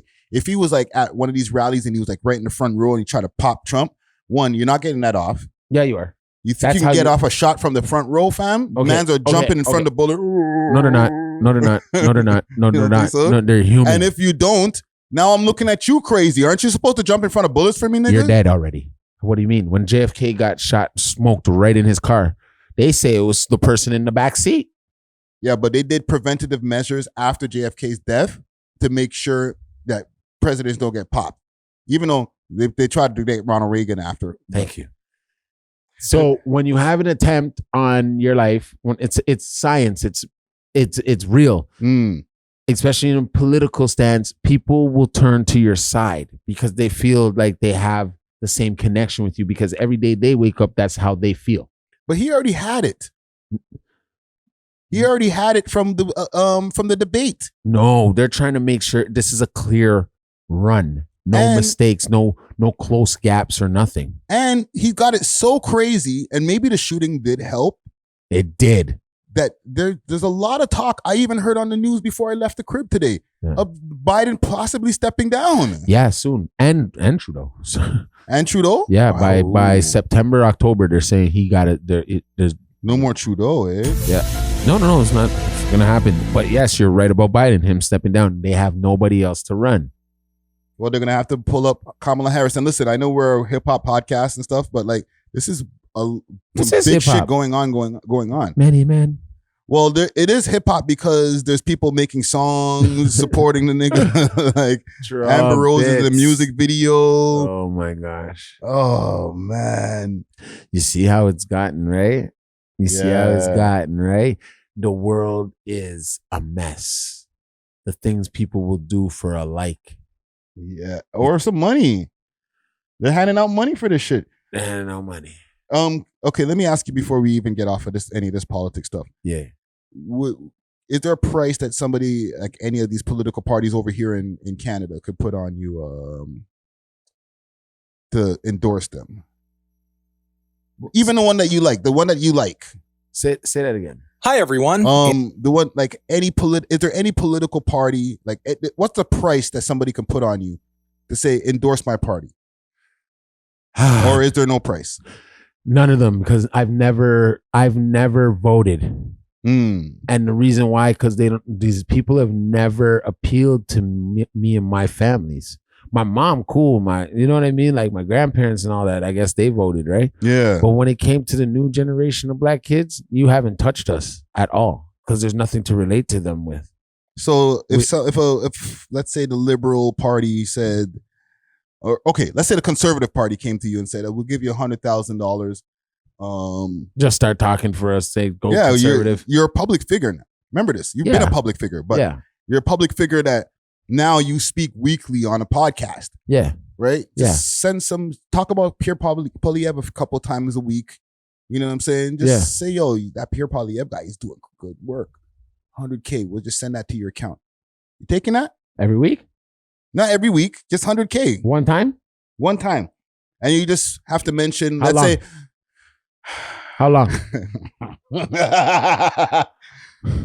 Until the election. Like, okay, let's say the election is 3 months away. Here's 100K. For 3 months? For 3 months, just bring up Pierre Poilievre on the podcast a few times. You know, a couple times a pod. You know what? Yeah, I'm doing it. I'm doing it. But I'm not selling my body for it. But you know what I'm saying? Like, I'm more gonna be in the debate of like, oh, we gonna get, now I got some money. Now we gonna get some, we gonna make some shit happen with this. Now I'm gonna say what I really want to say. I'm gonna be pointing fingers at the kids to get out there and vote, especially the black kids. I'm gonna be like, yo, yeah. For Pierre Poilievre. Yeah. Remember, you have to say for Pierre Poilievre.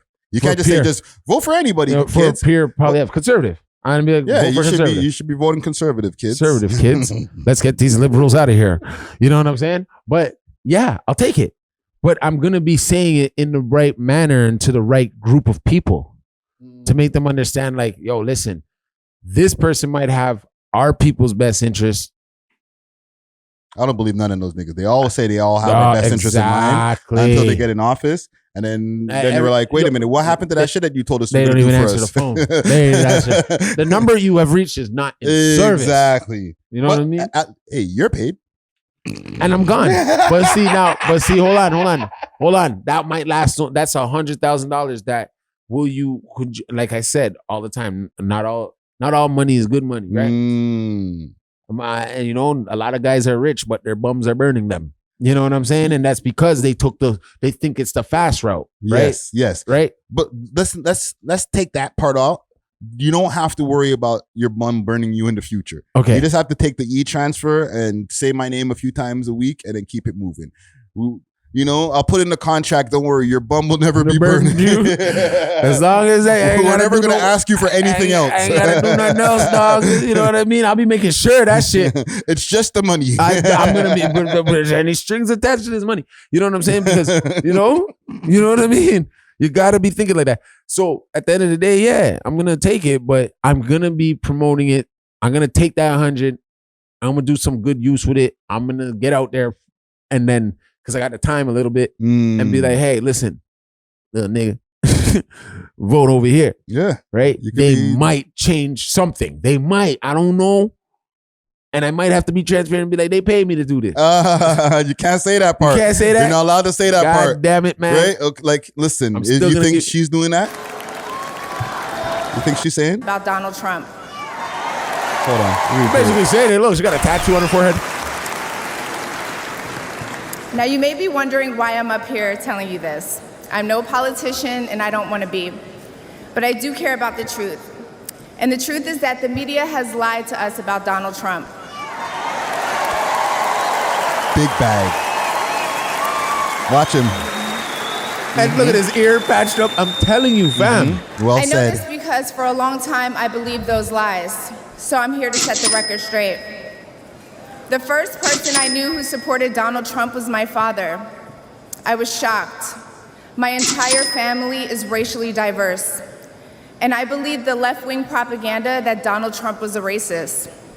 My father. I don't even need to play more. She's gonna end it where he's the man. I know. Right? They bun her up those stuff. That check clear? Okay. He's the man. She sold out. Right? I wouldn't listen to nothing this woman said. Well, fam, if you take the 100K for Pierre Poilievre, they're gonna be looking at you the same way. You know what this nigga They're gonna be like, what's this nigga's doing? That nigga probably has something up his sleeve. They're gonna call me tomorrow now. Like, hey, we got some money for you. Mr. Wallace, we have a proposition for you. I'll be like this. They see? That ain't really my last name. So right now, I'm gonna take your money. I might just bounce. No, I'm playing. I'll take your money and do the right thing. Yeah. But you got Secret Service surrounding your crib. I know. Making sure you spend that $100,000. Why? Making sure that you might have Secret Service outside the freaking studio. Like, I didn't hear you say Pierre Poilievre one time in this episode, bro. Come here. Come here. We're gonna talk to you. Get in right? You ever seen some black SUV? Like, yo, sitting between two big guys. Like, right? Well, if you take that money, you gotta make sure every episode says Pierre Poilievre at least 2 times. Be like, yo, listen. Find a way to, if we're even talking about him, find a way to squeeze it into the story, bro. What's his name again? Pierre? Pierre Poilievre, right? Pierre, hey, Pierre. Right? We talking about some gangster rappers, some Toronto rappers. Like, Pierre Poilievre wouldn't have few that. Wouldn't do that. Do we have a Pierre Poilievre button? Right? Just have to throw his name in the sound effect or something, bro. Because, bro. Yeah, but, is he take that money? Is he going to be helping us? Really? You know what I mean? Who knows? Well, listen, I think Trump getting back in, though, will help us. Over here in Canada? A little bit, yeah. Because we follow anything they do. This is true. Right? Like I said, you have to homegrown your jobs. You know what I mean? Like the jobs in your country should really be worked by the people who are born there. You shouldn't be outsourcing your cotton. You know what I mean? Like I know you have to you shouldn't be they can make sugar. Yeah.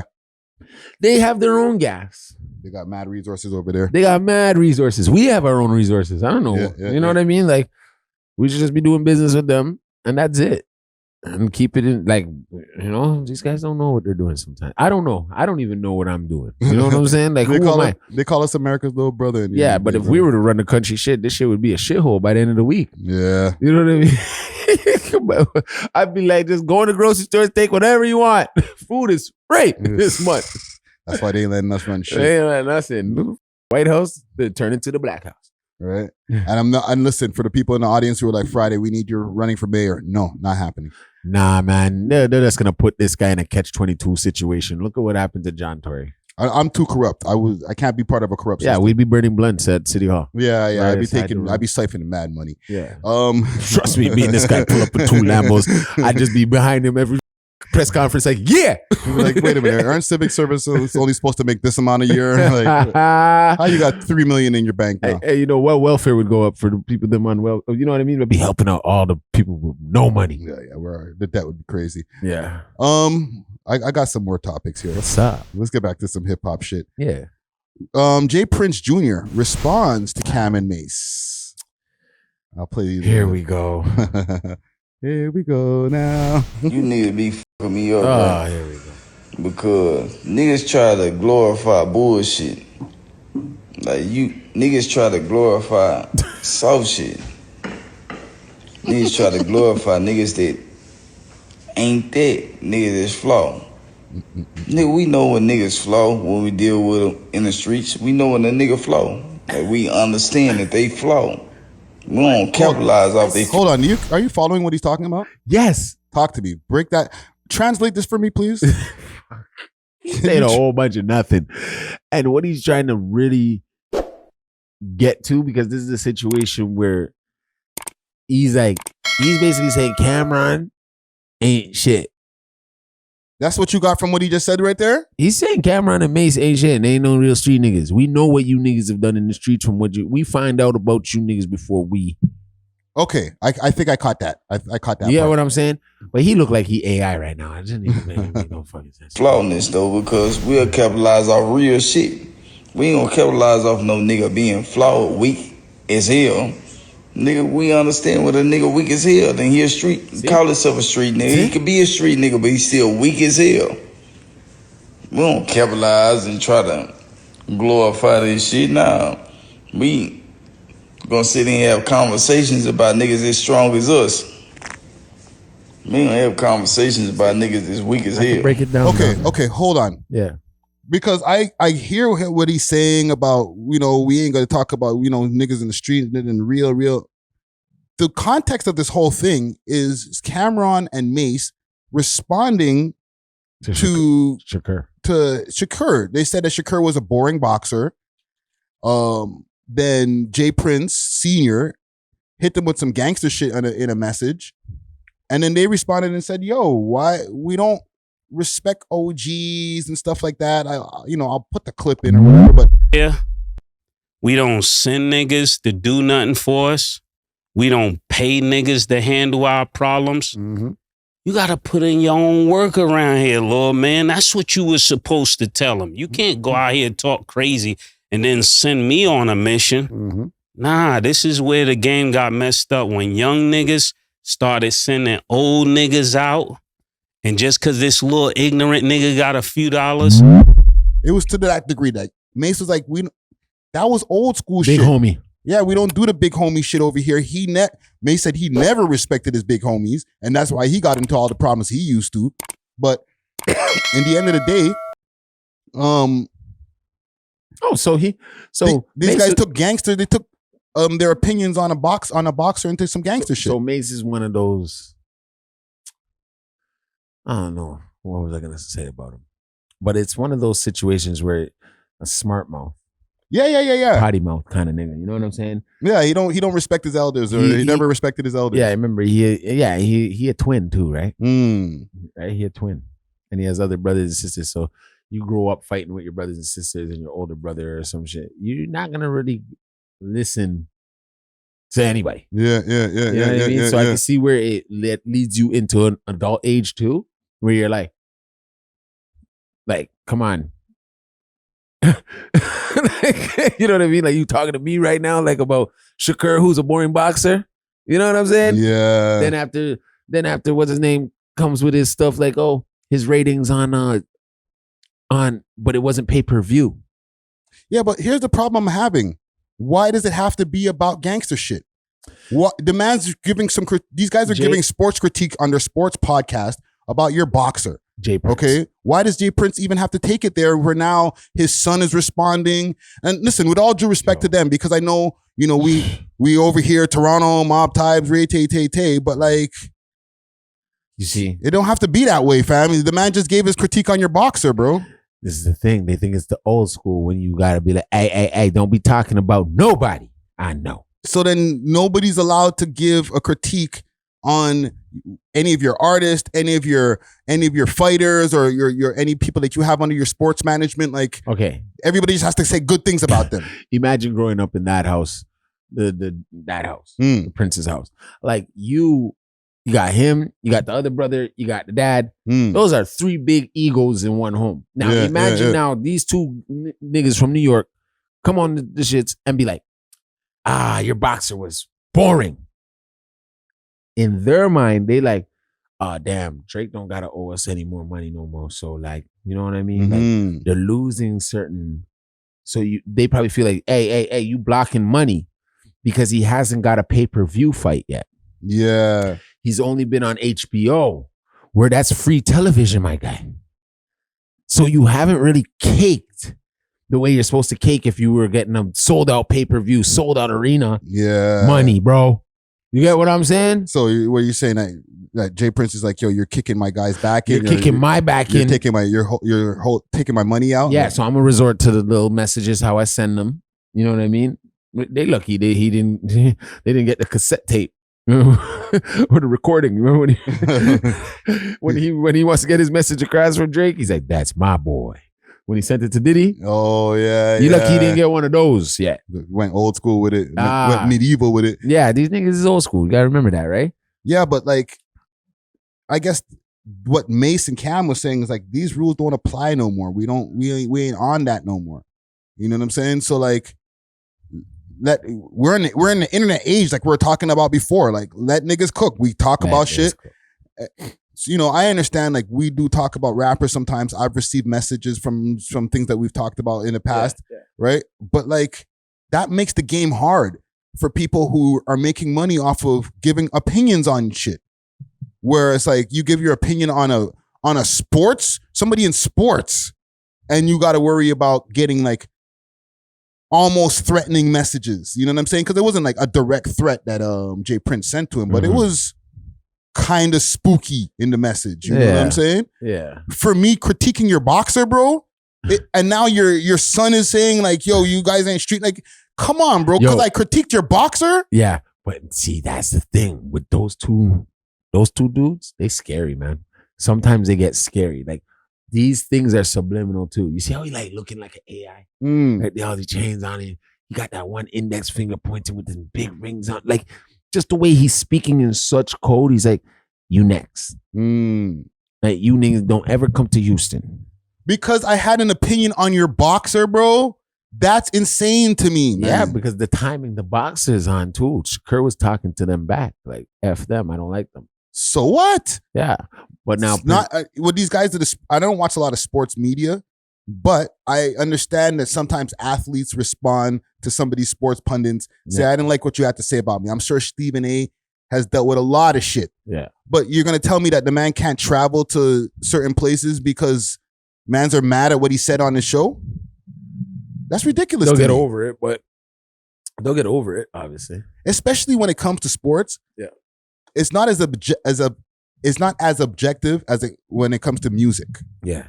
You could be like, I don't like this guy's music, but it doesn't mean that statistically his music is not better than the next guy. Like, if somebody's not doing as good in sports as the next man, you can see it in the stats. Yeah. You know what I'm saying? You had a bad week. You only scored like 4 points in the whole game, bro. Damn. Come on, fam. Your week was shit. We pay you how much money? So what? You're gonna get at me? Your fights are not that exciting. Nope. Right? Nobody's getting knocked out. Nope. These are facts. Right? They all go to 10 rounds.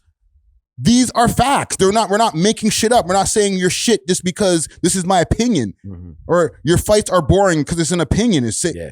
We can see it in our face. So it's kind of hard to get at somebody for critiquing a sport. I can understand getting at us because you don't like my song. Okay. Other people like my song. Why are you being a hater? You know what I'm saying? Yeah. But statistically, it's like, bro. Yeah. I'm killing it right now. Why are you hating on me when it comes to sports? Like, if I'm a basketball player and I'm getting a triple-double every game, and then this guy's kicking my back in every week, now, okay, let's fight. Because I'm doing good, but you still keep on talking about my L's. But Shakur's not doing that good. Okay, so niggas just mentioned that, and now they gotta have smoke? That's trash to me, fam. With all due respect to them, mans, because I know, mob ties. I'm not trying to, but hey. I'm that's one phone call I don't think I really want. Yeah. But I'm just saying, y'all might have to ease up on that, fam. Let niggas cook. Maybe with the rap shit, yes, Jay Prince he could step in all you want. But when it comes to sports, it's really not an objective thing, fam. You can see the stats. Yo, bro. They're actually helping him. Yes. They just helped your artist. I mean, your fighter. Yes. By mentioning his name and saying he was a shit fight. Now they're going to tune into the next fight to see a shittier fight, but they're going to hope that he has a good fight. Yes. So I'm tuning into Shakur's next fight. If he's not being talked about at all, that's the problem. Remember that. If they ain't talking about you at all, then it's a problem. At least Cam and Mase were like, your fights are boring. They could be like, we could go on to a next topic. There's a whole bunch of other sports happening in the world. Right away. You know what I'm saying? Right away. But salute to Cam and Mase. Salute to Jay Prince and Jay Prince Jr. too. Salute. Man. You know what I'm saying? Like, oh man, one phone call you really don't want. Yeah. Not at all. You know what I mean? Couple last things I have here. Would it scare you to get a phone call from them? Yeah. Would you start shaking in your boots knowing that he's all the way in Houston? I wouldn't say scared. I'm not scared of no man. You know what I'm saying? Yeah. I only fear God. However, I would be concerned. I'd be like, okay, I don't know how if I ever make a trip to Houston, how that's going to turn out. But at the same time, like, I would try to smooth it over. Like, fam, I would say the same thing I'm saying on the podcast. Like, mans have opinions on shit, bro. It's not a hate thing. It's just, this is what we do. He'd be like, listen, partner. None of that sucker shit going on over here on this side of town. You know what I mean, right? You know how I'm driving, right? Yeah. So only say good things. Are you going to pay me to only say good things? You know what I'm saying? I got a couple of other stories here.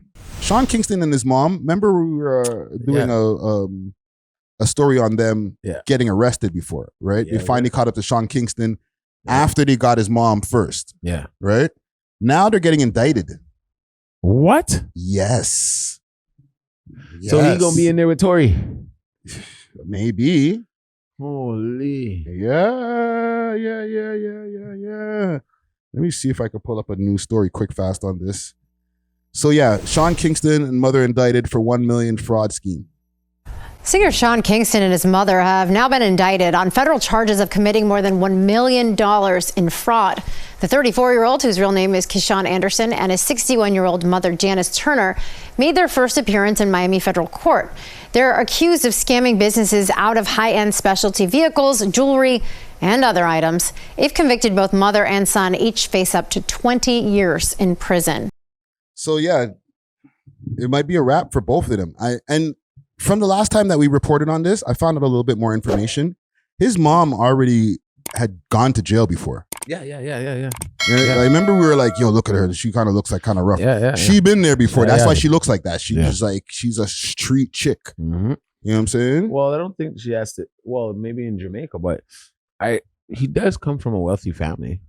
You know, his grandfather is a famous producer, reggae producer, like, or singer. Really? I don't know the actual name. If you look it up, you'll find it another day or whatever. Yeah. But yeah, they've already had their little money in there in their pockets. So for them to be doing all this shit. That's what I'm saying. If you guys, well, that doesn't necessarily mean when you come from wealth that when you get to a certain age, like, remember, Sean Kingston's not no young man, right? And the mom Dukes is definitely not young, right? So they might not get no inheritance money. They're broke. Yeah. Right?